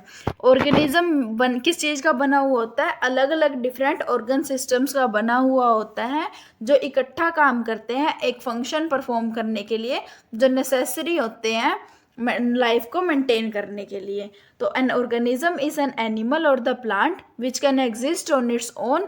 Organism is made up of the many different organ systems जो वर्क करेंगे इकट्ठे to perform the all the functions जो नेसेसरी होते हैं लाइफ को मेंटेन करने के लिए। एग्जाम्पल है ह्यूमन बीइंग एक ऑर्गेनिज्म है। ह्यूमन बीइंग फिर किस चीज़ का बना हुआ होएगा, अलग अलग ऑर्गन सिस्टम्स का बना हुआ होता है, जैसे digestive system, respiratory system, circulatory system, nervous, excretory, reproductive, muscular, skeletal. ये जितने भी ऑर्गन सिस्टम होंगे ये आपस में इकट्ठे मिलके काम करेंगे ताकि जिससे एक ह्यूमन बीइंग बना सके, लिविंग ऑर्गेनिज्म बना सके। इसी तरीके से कैट होती है, डॉग, बर्ड, नीम ट्री है, मैंगो ट्री, रोज प्लांट, ये भी सारे ऑर्गेनिजम्स हैं। डिफरेंट ऑर्गन्स परफॉर्म करेंगे, डिफरेंट ऑर्गन्स हैं वो क्या करेंगे, इकट्ठे वर्क करेंगे इनके और एक कंप्लीट ऑर्गेनिजम्स बनाएंगे। इन सब डिस्कशन से हम एक कंक्लूजन कर सकते हैं जो मल्टी सेलुलर ऑर्गेनिज्म है वो किस तरीके से बनते हैं। जैसे सेल्स होती हैं वो किस चीज़ की बनी हुई होती है, टिश्यूज़ की। जो टिश्यूज़ होते हैं वो ऑर्गन्स के मिल के बनते हैं। जो ऑर्गन्स होते हैं वो ऑर्गन सिस्टम बनाते हैं, और जो फाइनली ऑर्गन सिस्टम होता है वो क्या बनाता है, एक ऑर्गेनिजम्स बनाते हैं। तो ऑर्गेनाइजेशन जिसके अंदर लिविंग बॉडी डिपिक्टेड होती है वो कैसे होती है, सबसे पहले हमारे पास सेल्स होती हैं, सेल मिलके टिश्यू बनाती हैं, टिश्यू के बाद ऑर्गन्स होते हैं, ऑर्गन्स के बाद ऑर्गन सिस्टम्स होते हैं, और उसके बाद क्या होते हैं, ऑर्गेनिज्म होते हैं। अब जैसे हम एक एग्जाम्पल की बात करें, ऑर्गेनिज्म में हमने ले लिया human beings. Okay, human beings के अंदर अब हमारे पास क्या होंगे, ऑर्गन सिस्टम्स होंगे। ऑर्गन सिस्टम्स बहुत सारे होंगे। इसके बाद ऑर्गन सिस्टम में क्या हो सकते हैं, डाइजेस्टिव सिस्टम हो सकता है, उसके बाद और भी बहुत सारे हो सकते हैं जैसे respiratory system, skeletal system, circulatory system. तो ये हमारे ह्यूमन बींग्स के अंदर इस तरीके से बहुत सारे ऑर्गन सिस्टम्स होते हैं। इनके बाद अब अलग अलग ऑर्गन्स होते हैं, तो हम सिर्फ एक बार डाइजेस्टिव सिस्टम की बात कर लें तो इसके साथ नीचे ऑर्गन्स होंगे, स्टमक, ईसोफेगस, रेक्टम, एनस। तो ये हमारे क्या हो गए, सारे ऑर्गन्स की बात होगी। सबसे पहले हमारे पास ऑर्गेनिज्म था ह्यूमन बीइंग, उसके बाद ऑर्गन सिस्टम थे अलग अलग। अब नीचे हमारे पास क्या आ गए, ऑर्गन्स आ गए। अब स्टमक के अंदर अलग अलग टिश्यूज होंगे जो स्पेशलाइज फंक्शन को परफॉर्म करेंगे, और उसके बाद हमारे पास सेल्स होंगे। तो इस तरीके से हमारा कंप्लीट ऑर्गेनिज्म की फॉर्मेशन होती है। अगर आपको पूरे लेक्चर में कोई भी डाउट हो रहा है या कोई भी आपको लाइन समझ नहीं आ रही है तो वो आप कमेंट सेक्शन में पूछ सकते हो। Thank you.